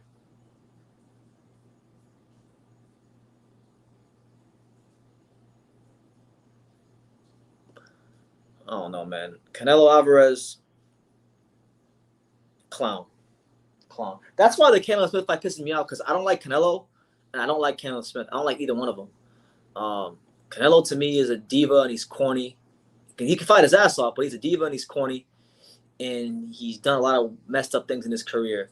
But Canelo Smith is like a product of like the whole British boxing establishment, and they're trying to shove Canelo Smith down our throats and pass him off as if he's like this creme of the creme top 168 pounder one. I know he's not. I watched him fight. I watched like 8 of his fights. I know he's not. People can tell me, oh, he got this belt, he got that belt, he won the World Boxing Super Series. He's not a top 168 pounder like you guys think he is. And you'll find out when he fights Canelo. Yeah, I mean, there's a bit of a correlation, but like, there's some similarities, but there's a lot of differences between Floyd and Canelo. Like when Floyd was coming up as a fighter, Floyd didn't have a chance to piggyback off of like, in the early stage of his career, he didn't get a chance to piggyback off of like the other face of boxing's name and fighting the pay-per-view cards. He had to fight the hard and honest way to become a pay-per-view star. As for Canelo, his freaking career was set. He was fighting on Floyd cards. A lot of money was put behind him by the Mexican boxing establishment, and it was what it was. And then he got the Floyd pay-per-view on top of getting the Floyd exposure on the undercards. You see what I'm saying? I got Josh Taylor on that fight. I think he's too good for Ramirez. Nobody is better than Canelo, so you can say the same about Charlo against Canelo. Nobody is better than Canelo. You mean Callum? Yeah, but I can see what you're saying, Sam. Like, there are some similarities, like with the whole IV thing, and they both get away with bullshit. Listen, a lot of these fighters get away with bullshit. Very few of them are clean.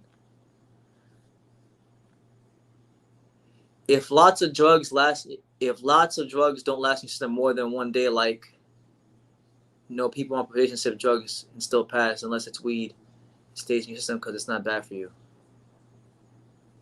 I don't know, man. All I know is Canelo Alvarez Zaragoza, no surprise there. He boxed beautifully at once. It's corny. Ladies and gentlemen, having gone the distance, we go to the scorecards. All 3 judges, Pat Russell, Zachary Young, and Gerard White, see the contest identical, 60-53 for your winner by unanimous decision, and still undefeated, Fernando. There you go. Fernando Molina improves to 3-0. So shout out to the young kid from Mexico on having a successful U.S. debut on FS1 on PBC. So shout out to him.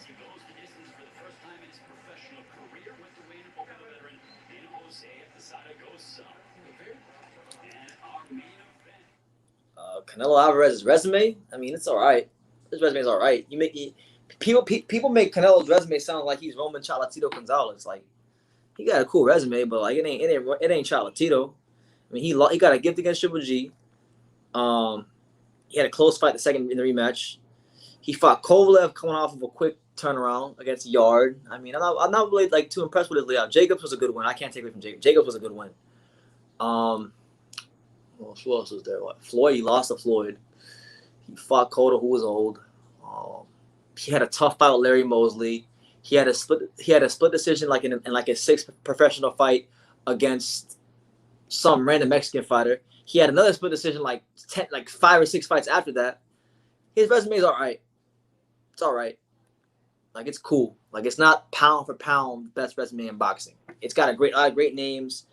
It looks good at first glance, but once you dig into his resume and look at the context and watch the fights, it's cool. It's nothing crazy.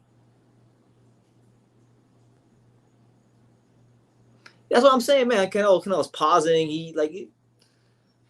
I'm with you, Joe. Who has a better resume than Canelo at 160 or 168? 168? Nobody, because most of the fighters are young. Most of the top guys in those weight classes that you named are all young fighters. And if they're not young fighters, they're guys that politically can't get fights because the guys who are the money draws like Canelo have been ducking them for years, like Demetrius Andrade. So it doesn't matter if he has a better resume than those guys at 160, 168. He's been pro since he's 15 years old. He better have a better resume than them guys at 160, 168. Canelo is not young. Canelo might be young in terms of his age, but he's not like in terms of the boxing age, he's not young.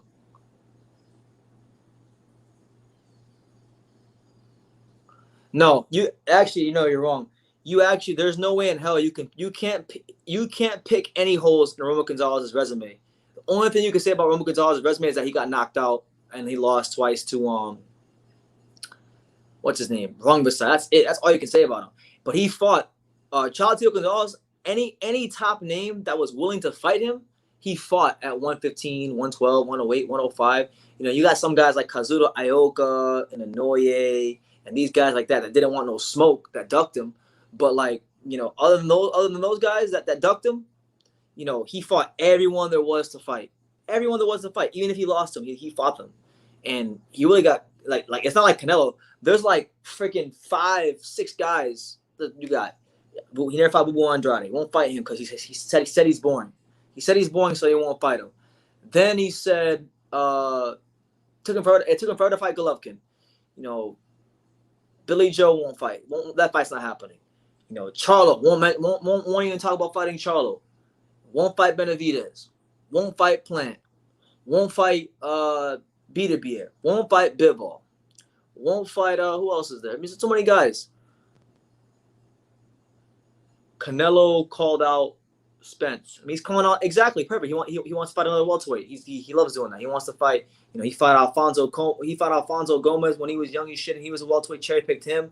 Then he cherry picked Mir Khan. Now I want to try cherry pick Errol Spence. Make a money fight.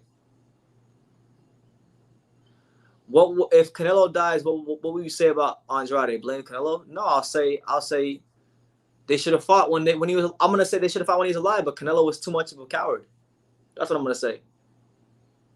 I'm gonna use, and I don't like using that word for fighters because I know I have an idea of what it takes to step in that boxing ring.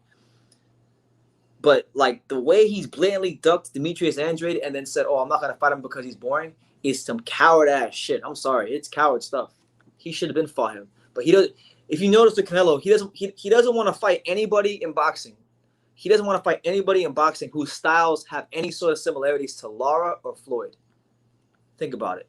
Think about the guys he's fought and ask yourself the question: do those guys have similarities to Arizona Lara or Floyd Mayweather? The guys that gave him his 2 toughest fights. When it comes down to fighting Caleb Plant, they say the negotiations fall apart. When it comes time to fighting Demetrius Andrade, they say, oh, he's too boring. But when it came to Rocky Fielding, they made the fight. When it came to fighting Callum Smith, they made the fight. When it came to fighting Amir Khan, they made the fight, no problems. So when it comes to cherry picks, there's never a problem making a fight for Canelo. But when it comes to fighting one of these slick American fighters, he don't want no smoke. He doesn't want no smoke. They do that on December 5. I do think that it can be done. I think that. But it's your boy BT. We're live here on True School Sports. Make sure you guys hit that subscribe button. Take the time to subscribe. They're showing Danny Garcia highlights of him knocking out my friend.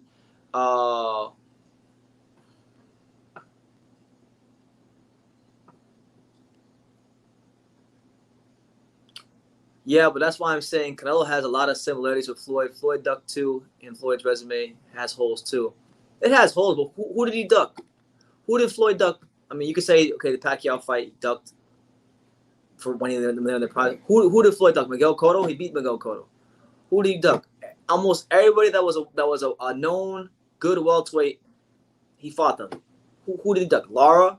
Paul Williams? Who? Margarito? Who? I mean, yeah, he may have ducked a guy here and a guy there, but it's not like Canelo.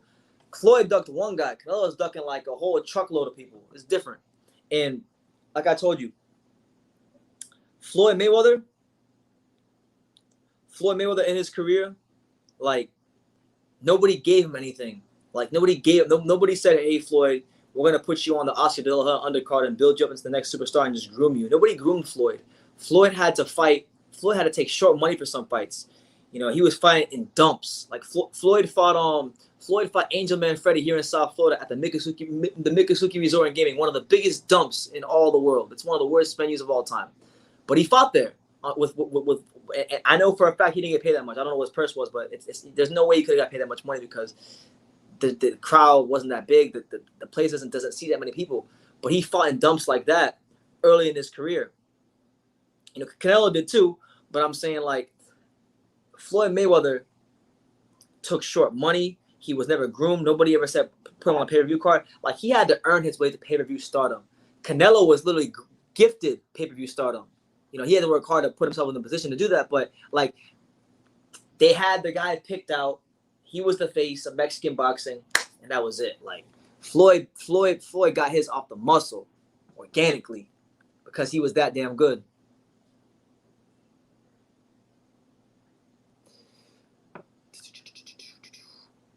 Shout out to everybody here, by the way. Pops says he's getting out of work right now. So Pops, I don't know when he's going to be here, but I'll probably be off the slide by the time he gets here.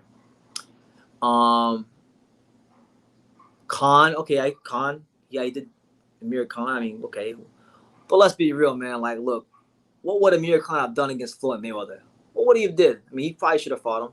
You're right. I would have rather seen him fight him than Maidana a second time because that second Maidana fight was trash. So I'll give you Khan. Paul Williams,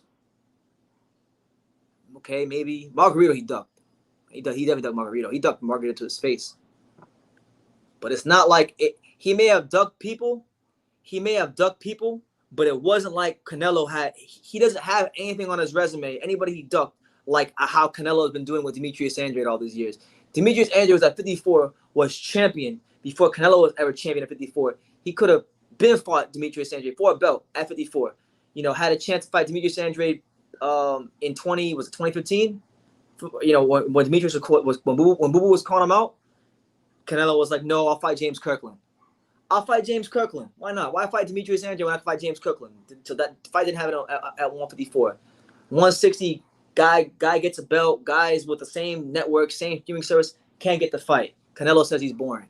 Like, I never heard Floyd Mayweather say, "I'm not going to fight a fighter because he's boring." Okay? That's it. People say, "Oh, Boo Boo Andrade has a weak resume." Well, has anybody ever stopped to think to themselves, maybe he's got a bit of a weak resume because of the fact that these guys don't want to fight him? These guys are ducking him. These guys don't want no smoke because they know that if they get in there with a guy who's 6'1", who can box like how he can box, who's as agile as he is with punching power in both hands, who's slick, they won't have no answers for him. They won't.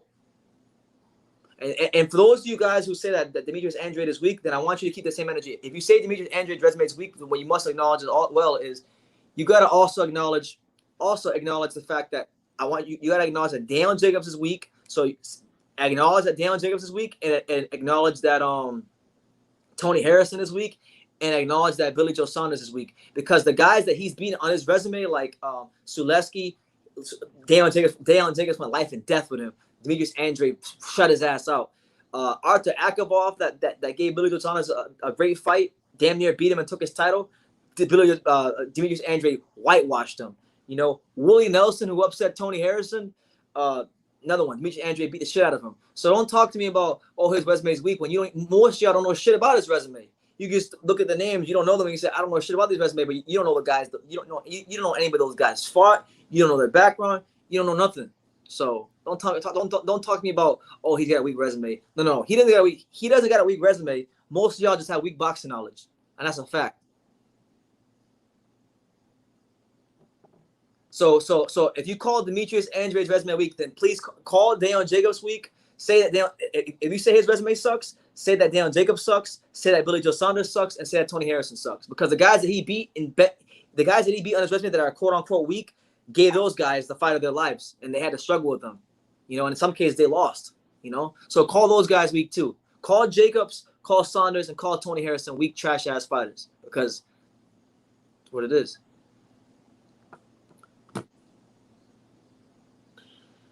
Devin Alexander was the perfect matchup for Khan. Devin Alexander don't got no punching power.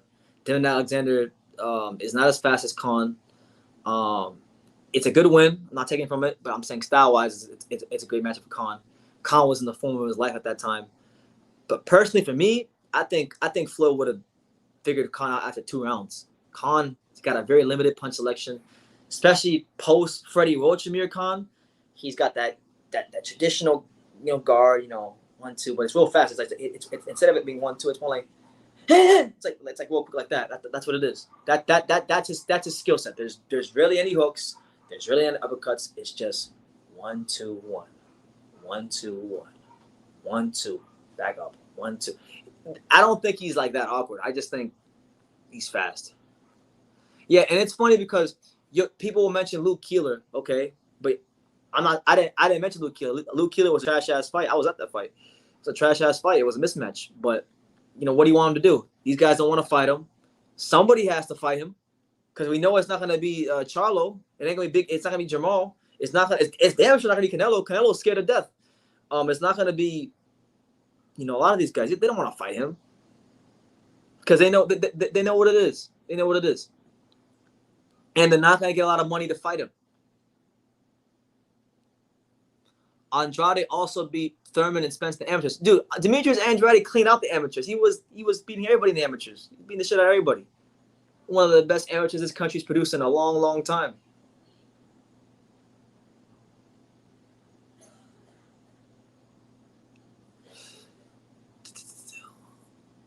Let's put facts on text. Okay, facts on text. Suleski had a really, Daniel Jacobs, the miracle man, this guy that everybody says is great, that gave Golovkin this great fight, that is this great win for Canelo. This guy is just great, and I like Jacobs. This guy is great. He beat cancer. God bless him. But they don't keep that same energy when we talk about the Suleski fight. When Suleski took him to some deep dark in a couple of places, and then I say, well, look what Demetrius Andrade did to Suleski, and they say, oh, they look at me like I'm from Mars. Back in 2018 when he defeated the previously unbeaten and 2012 Olympian Felix Verdejo. Joe Biz says, after learning about Hrgovic and watching his fight a couple weeks back, I seen a video of him sparring Deontay Wilder. The man is real. Exactly. Yeah, no, Hrgovic is really good. And when he sparred Wilder in that clip, he was like, I think he was like 17. He wasn't even a man. Really, to me, it's obvious Andrade is taking baby steps to fight Canelo for a payday. I mean, he's staying. Whoever they're putting in front of him, that's who he's fighting. I know listen. You can talk about whatever you want about. Oh, he's not fighting nobody. I've talked to plenty of people in the boxing world that put fights together for a living. Like, I know them personally. I got them on my phone. I talk to them.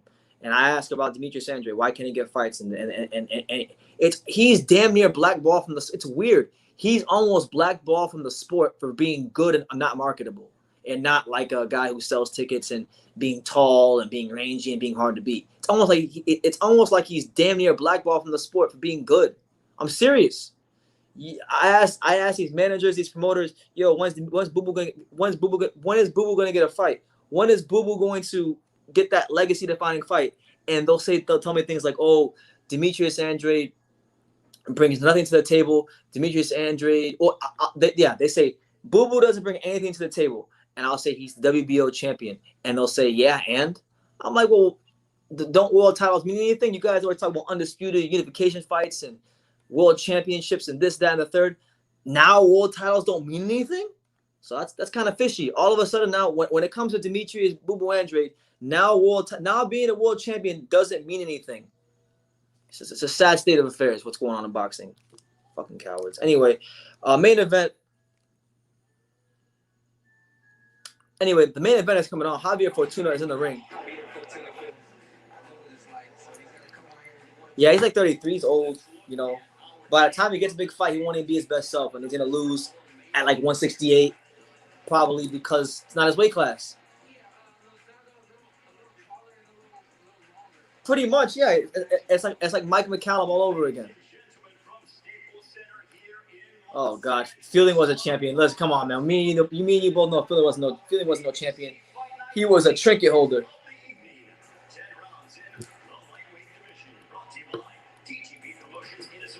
All right, so our main event is on. Antonio Lozada versus Javier Fortuna. It's your boy BT, the untouchable True School Sports Empire. Been live for like 5 hours today.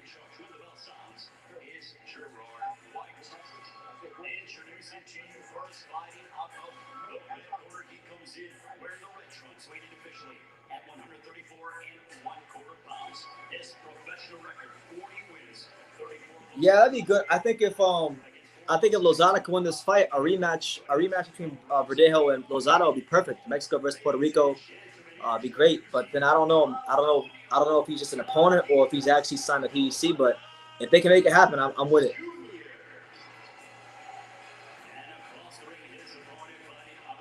You know what? I agree with you there, Revival. Shout out to Revival. Amen. I definitely agree with you on that one. You know, Avni Yildirim, and by the way, Avni Yildirim, he's a friend of the channel. I like Avni Yildirim. You know, he follows me on Instagram. I talk to him occasionally, but I would hate that fight. Avni would get freaking murked by Canelo. Avni has not done anything to deserve a Canelo fight. You know, so I mean, I guess in that regard, you can look at the Canelo Smith fight in a positive light, because that fight would have been way worse. But anyway, let's focus on what we got in front of us. We got Antonio Lozada versus Javier Fortuna, an important fight in the lightweight division. This is good. I'm going to work to right here, okay? I'm going to work to right here. All right, fellas, touch them up. Let's go to work. Your referee charged Gerard White in this, his 237th bout. Javier Fortuna ranked top 5 in the world. He knows he must continue in his winning ways if he is to get that coveted title shot that he feels has eluded him due to COVID-19. Terrence Crawford's already said he's not going to fight Canelo. They asked him about somebody suggested it to him at an interview, and they already said it's not going to happen.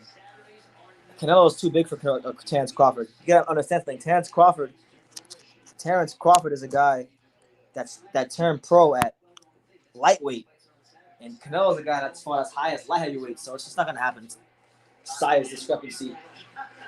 But here we are, round 1 of Javier Fortuna versus Antonio Lozada, the first of 10 rounds. It's your boy BT, the untouchable True School Sports Empire. We're here, man. Both of them are wearing red trunks. Lozada trying to shock the world tonight and let everyone know that, hey, like that Verdale fight wasn't some fluke. You know, I can really fight at the highest levels. And you can see it already, like Lozada is long, a lot longer than Fortuna, so Fortuna's got to be very careful about his range. Good right hook there from Fortuna. Dominicano.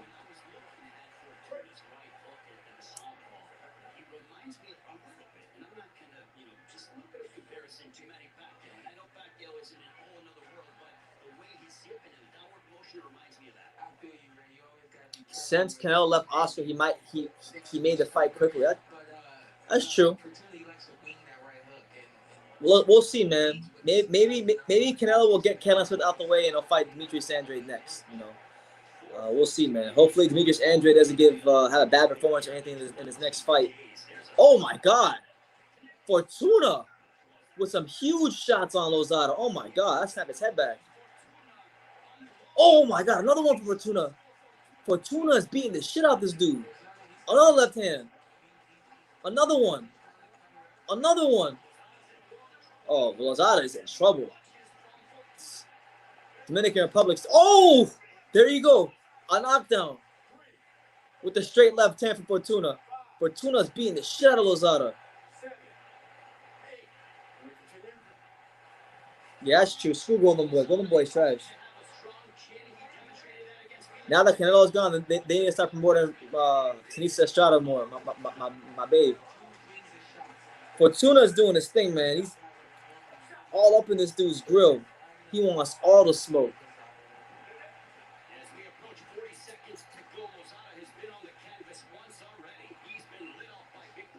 There's another right hook. A right hook from Fortuna.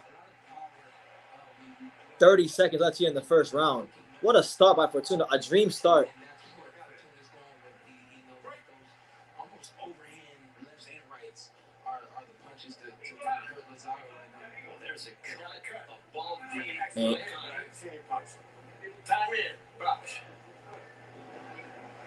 Man, and y'all wanted to see Devin Haney fight this guy? Hell no. Devin Haney was getting tagged by Gamboa. What the fuck would happen if Fortuna was fighting him?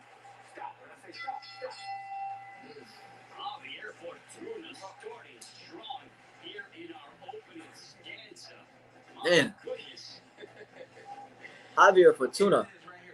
Big overhand left, and then he follows up with a big hook. You guys just, what a dream start for Javier Fortuna. You couldn't have asked for a better start than that one. I'll be honest with you. I thought for a second there, I thought he was gonna put him away altogether. Right here, the open part of the glove is what landed right there, and that's what got me. I think that's why Lozada went down right there. It's a big punch, a lot of power behind it, but it's the open hand. I think that landed. My dad said, "Who else is fighting?"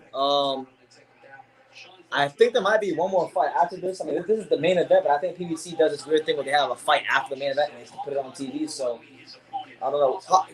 How far are you from the house, Pops? Because honestly, if you get here and I'm still live, I might just pass it over to you. You can talk to people on YouTube because I'm freaking tired.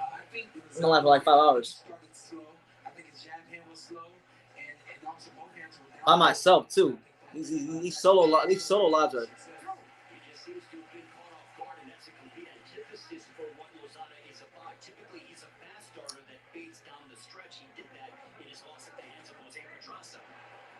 Come on, Sam. You don't want that smoke, champ. Stop asking for things you don't want to receive, champ. You don't want no smoke, bro.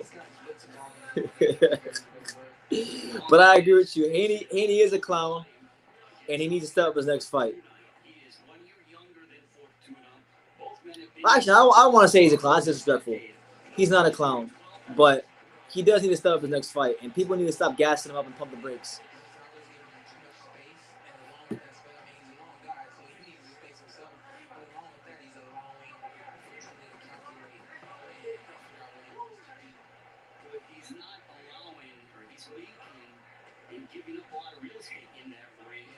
Man, Fortuna's doing whatever he wants to Lozada. And Lozada's head, it just stays on the line. He don't move his shoulders. He don't do nothing.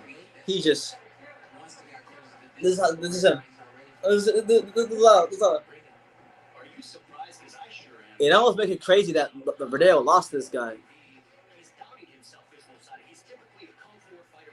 I might need to go back and revisit what the hell happened to that Verdeo fight because I haven't watched that fight since it happened. So. It was too painful to watch. See my fellow Boricua get killed like that. Shout out to Samson says you already owe me Nando's. Yeah, I do owe you Nando's, man. But hey, I'm looking forward to going to Nando's. Might need to go to the UK next summer. Kevin from Chicago, what's up, champ? He says the Dominican looking good, Chico.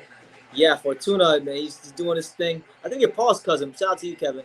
I think Fortuna's looking great. He's shooting that overhand left, you know, and the problem. This is a problem with Lozada. I watched like the couple fights of his. He's tall, but he doesn't fight tall. It's like the same. It's the same thing with Callum Smith. Same thing with Callum. You guys are actually seeing how I think Canelo Smith versus Canelo is going to play out right now. The taller, rangier guy is not fighting like a taller, rangier guy, and the guy who's smaller is doing whatever the hell he wants to do when he wants to do it, and he's just clubbing him over the head. This is how Canelo Smith versus Canelo is going to play out. If Fortuna knocks out Lozada in devastating fashion, just consider a preview to Canelo versus Canelo Smith, because it's about the same size discrepancy.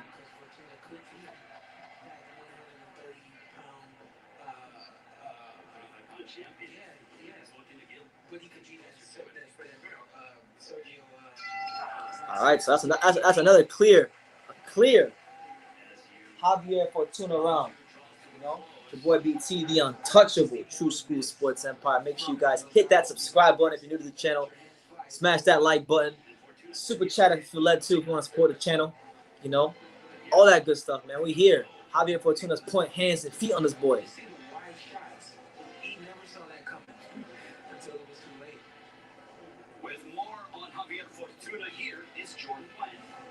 Thank you, Ray. Boy's getting a little tired.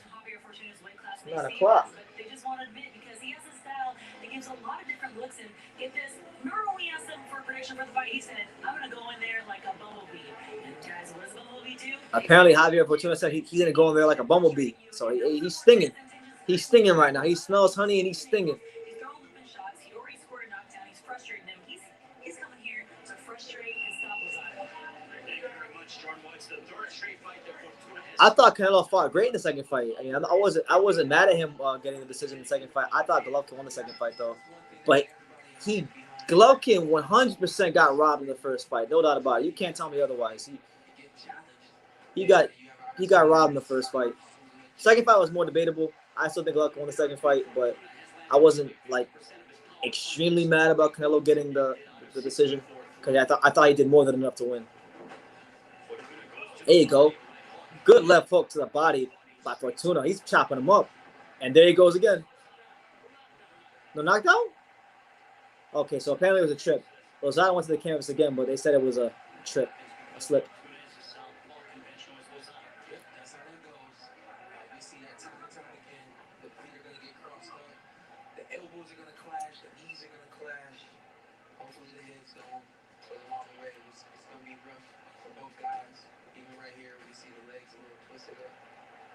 Fortuna is bedeviling Lozada with his in-and-out style. No, you're definitely a bigger GGG fan than me. I'm not like a huge GGG fan. I'm not anymore. Only because Triple G, his whole career has been about Canelo Alvarez. Ever since the Canelo fight became a possibility, his whole existence, his only relevance in boxing is the Canelo Alvarez fight. And now he's trying to fight like a clown like Camille Schmeta, and like I'm tired of him, to be honest with you. If he's not gonna fight like other guys like Charlo or Boo Boo Andre, which I think would be the perfect fight to make, or something like that, then or give Darian Check a rematch, to hell, then go right into the sunset. You don't need to be around no more.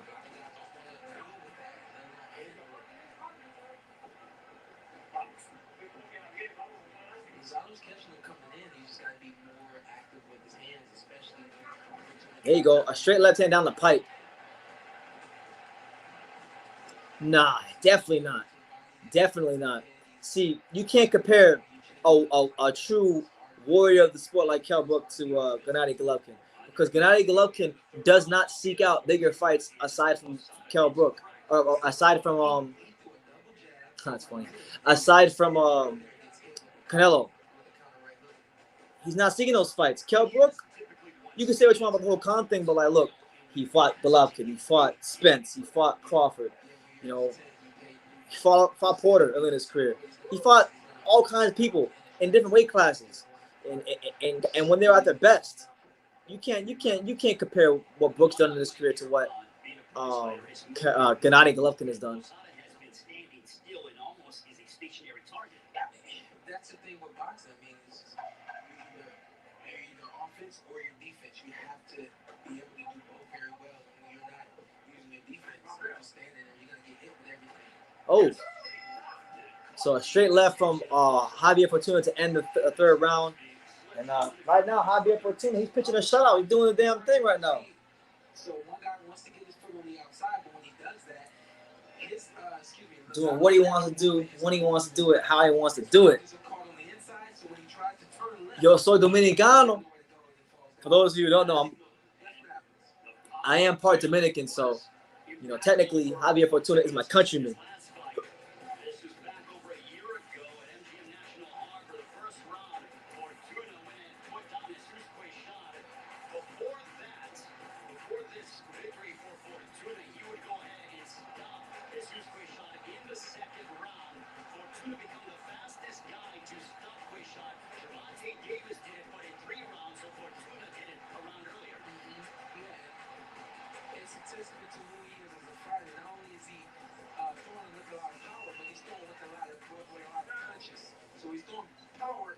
The What Beats See We're live here on True School Sports. Right now, the main event is taking place between Javier Fortuna and Antonio Lozada. Lozada getting pieced up brutally right now. Brutally.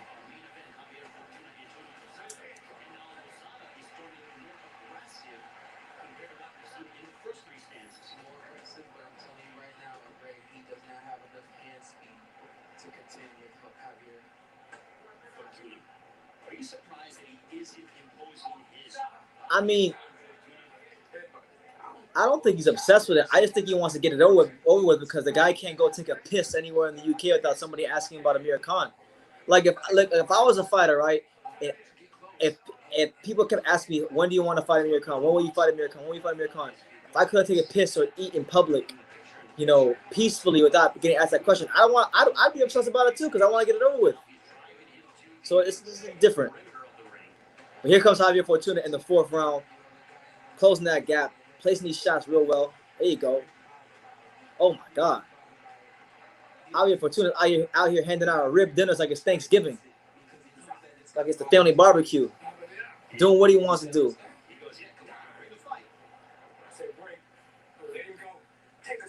The referee warns Javier Fortuna and Lozada to take a step back when he says break. Who wins Luke Keeler versus Callum Smith? Oh, come on, man. I think Callum Smith would win that fight, but I don't know, man. Luke Keeler, he did beat the great Luis Cubas Arias. He did beat Luis Arias, so you never know, man. He's got a good one on his resume. Good jab there by Javier Fortuna.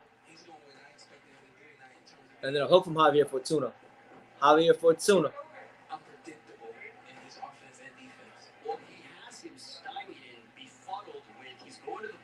I don't think they will. I think Brook might, but I don't think Khan will. I think Khan satisfied with what he did in boxing. And Brook is too to a degree, but I think Brook wanted that fight a lot more. Because when he was coming up and that fight was a hot topic, he was the upstart, he was the prospect, he was the guy that was trying to make his name, and Khan was already the established guy. So he always comes at it from that standpoint. That's how I look at it. But yeah, Fortuna's doing a good job of darting in, darting out, varying his punches. Fuck it, man. Luke Keeler will knock that dude out. Luke Keeler way better than Callum Smith. Why not? F it. I'm not betting on it, so I don't gotta be right. Luke Keeler gonna beat the hell out of that boy. Here comes Fortuna boxing with his hands down. Joe Mata asked a great question. What fight are you going to next? I'm not really sure about that, man. I might go to a local fight, but if not, it might be Canelo versus Smith or Spence Garcia. I'm not sure.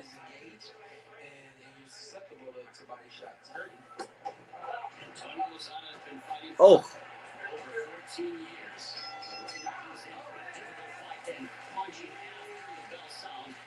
This fight's starting to heat up. You know, they're punching each other after the bell.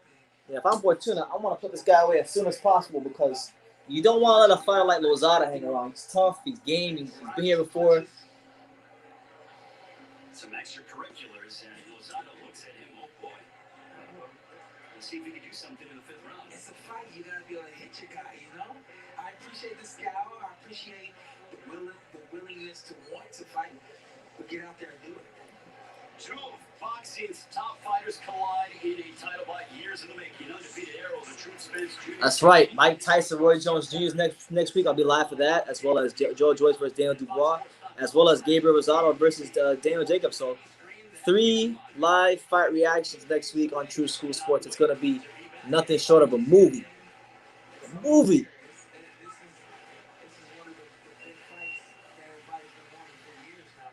As we get ready to enter the 5th round, we want to wish all of you a very happy early Thanksgiving. Also, happy birthday to my mom out there that's watching in the Chicago area. All right, so round number 5 between Javier Fortuna and Antonio Lozada. It's your boy BT, Brendan Tittle, the untouchable True School Sports Empire. We here. So far, it's been pretty one-sided. I've got Fortuna winning all 4 rounds. We'll see how Lozada gets as the fight goes on. You know, if I remember that Verdeo fight correctly, he didn't look so good either the first couple of rounds. He had a fight scheduled against Jorge Linares at the end of August. Linares tested positive for COVID-19. During our fighter meetings, Fortuna would go ahead and said, "Look, I saw Linares." There you go, overhand left by Javier Fortuna.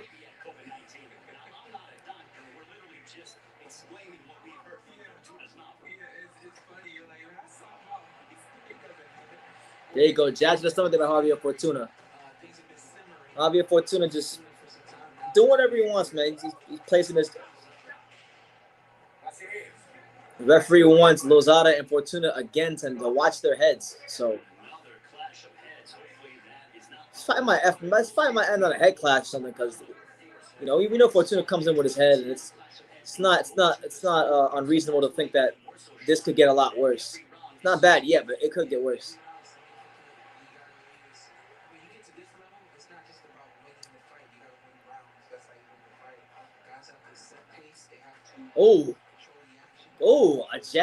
A jab hook combination there from Javier Fortuna. Javier Fortuna just doing whatever you want to do right now.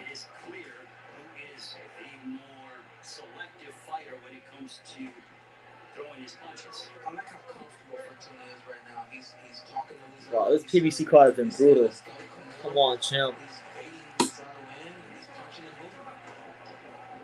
I'll tell you this, man. Al Heyman, he definitely saves his best shows for Showtime because, man, these PBC on FS1 cards put me to sleep.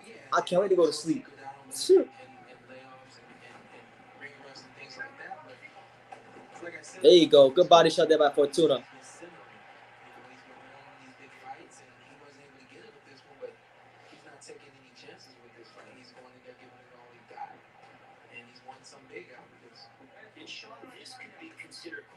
Lozada looks so cautious to throw punches because he knows if he throws punches, he's going to get caught with something big, something real big. Lozada, no.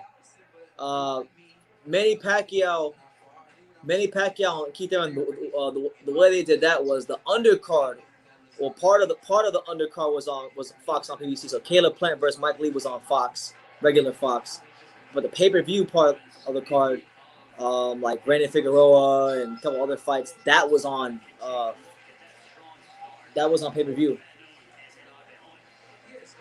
So it was on Fox pay-per-view. So you had to order that pay-per-view. So it was Fox PBC, but it was like Fox PBC pay-per-view, which is different.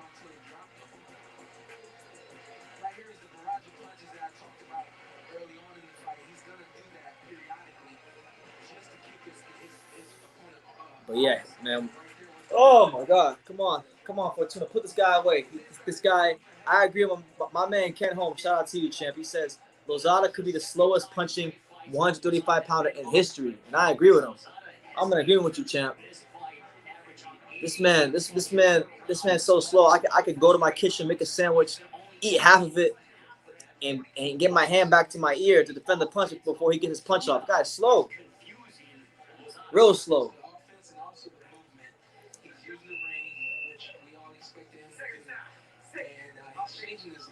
Sometimes he's using ring and he's a lot higher bouncing, and then sometimes he's a lot lower and almost like he wants to get on the inside, and he's making him unpredictable as to where he'll be. The way I look at this fight is that this is almost a reintroduction to American audiences to Javier. There you go. Good uppercut from Fortuna. Fortuna's pulling it on right now. He's got his hands down. He's moving side to side. He's looking for them counters. Okay, Fortuna.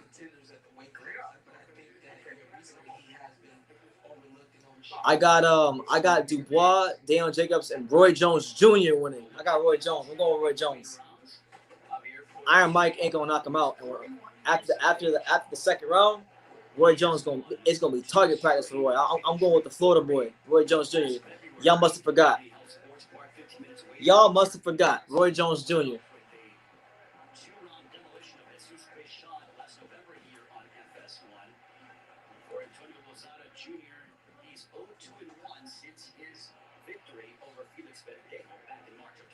All right, so round 6 of Antonio Lozada versus Javier Fortuna. You know, it's been a dominant one-sided fight so far. Sean Porter agrees. And Fortuna still just hitting the shit out this dude over and over and over again.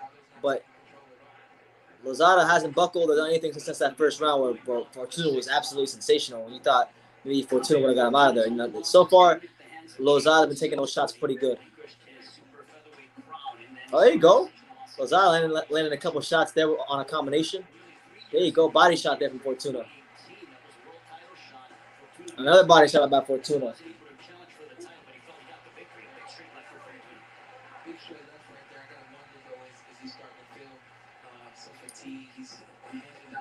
There you go. A straight right by Fortuna. Ooh. Oh my God. A big right hook and a left, and a right, and a left, and a right. Here he goes, Fortuna. He's got in trouble again. He's taken into that deep, dark, and uncomfortable place he don't want to be at. Oh, Fortuna's beating the shit out of him. Come on, pour it on, pour it on. There you go, left.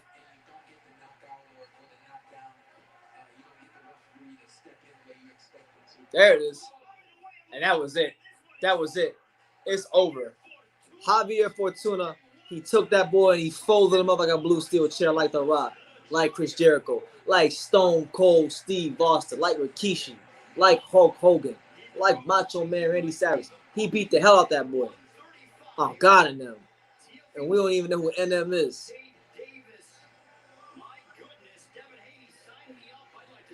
Devin Haney don't want no smoke.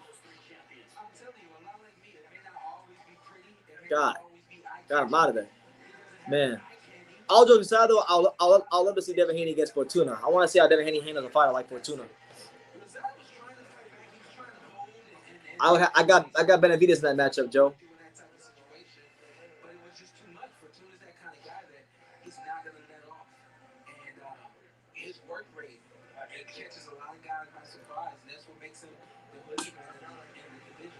Listen, I'm gonna tell you right now, Sam. That's true. That's a fact. That's a fact, Sam. Stone Cold Steve Austin's the best. TBE of wrestling. You know that. Jesus, Lozada got killed. Yo, I don't want to hit on Verdejo, but it almost makes you wonder how the hell Verdejo lost to Lozada watching this fight. How the hell Verdejo must have really been in a bad place in his life. Something had to be going on in his life outside the ring. Because how the hell did he lose to Lozada? Lozada, man. A lot of trash, bro. On the Monster Angus Steak Burger. With sizzling bacon and 2 1/3-pound amazing beef patties. The Monster is your daddy now. The Monster Angus Steak. But yeah, no, I think even with the 2-minute rounds, this is true. We all knew the tower was gonna fall, and he fell multiple times. Multiple times he fell.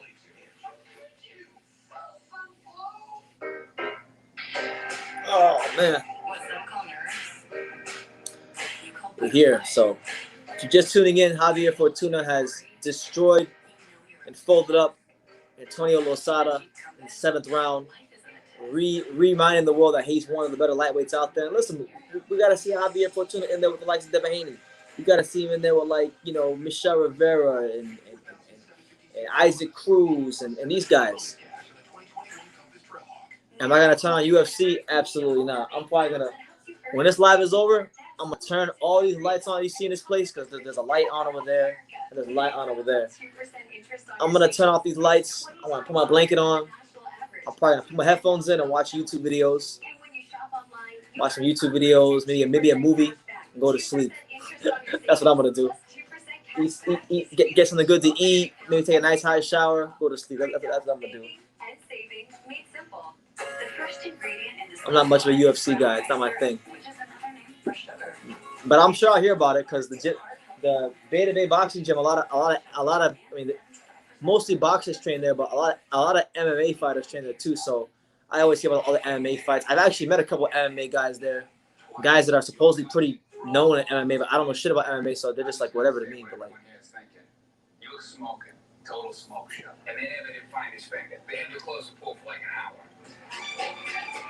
Brought a date named Sam. no, I'm saying, but oh yeah, like about Jones and Tyson. I think Mike and Mike's been so out of shape that I think even with 2 minutes, Mike's gonna gas out. I'm still picking Roy Jones. Y'all must have forgot. Roy Jones gonna beat that boy like he stole something. By the 3rd round, be target practice. Roy Jones Jr., the pound for pound best fighter ever. I don't care what nobody say. One of the best pound for pound fighters ever. Fortuna won. Yeah, for those of you wondering, Fortuna just destroyed Lozada. I think it was 7th round stoppage. I'm just waiting for the interview. I'm waiting for the interview and whatnot. Then I'm gonna talk about it. Then we'll wrap it up soon. But next weekend is gonna be a crazy week here on True School Sports. The craziest week of all time. Take care, Joe. You be good, my friend.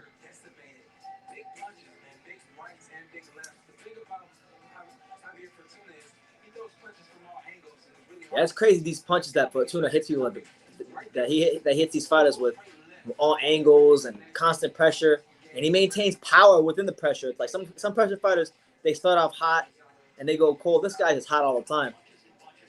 He beat the hell out of him.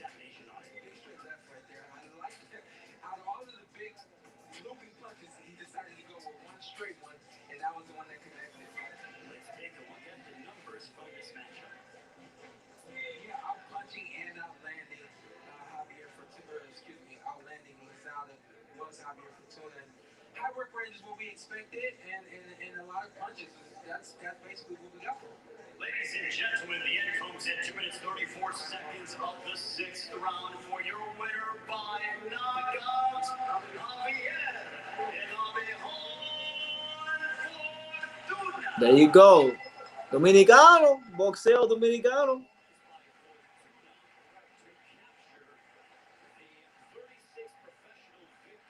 So he improved to 36-2-1 with 25 KOs. Javier Fortuna, a good, solid, respectable professional career.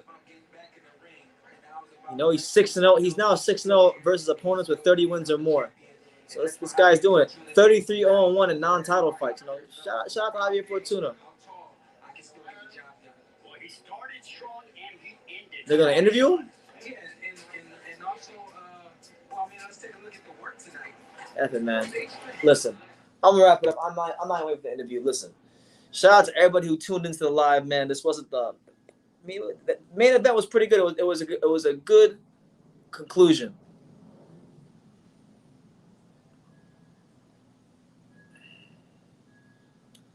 We're gonna see, man. I'm going with Roy Jones, bro. I'm going with Roy Jones.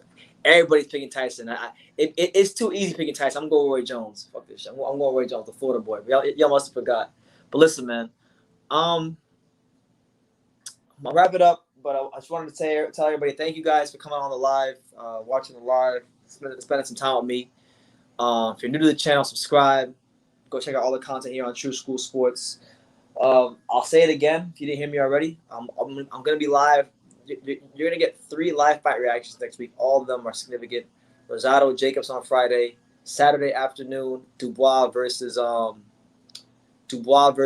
Joe Joyce, and then at night the granddaddy of them all, Mike Tyson versus Roy Jones. So, yeah, we'll be live for those fights. I'm also gonna be dropping a lot of videos during the week, so please check those out and check out all the great content on True School Sports. And I'm gonna head out of here and get some rest. So, like I say in every single one of these videos, you can love me or you can hate me, but I'm just a kid from Daniel. So until next time, take care, guys.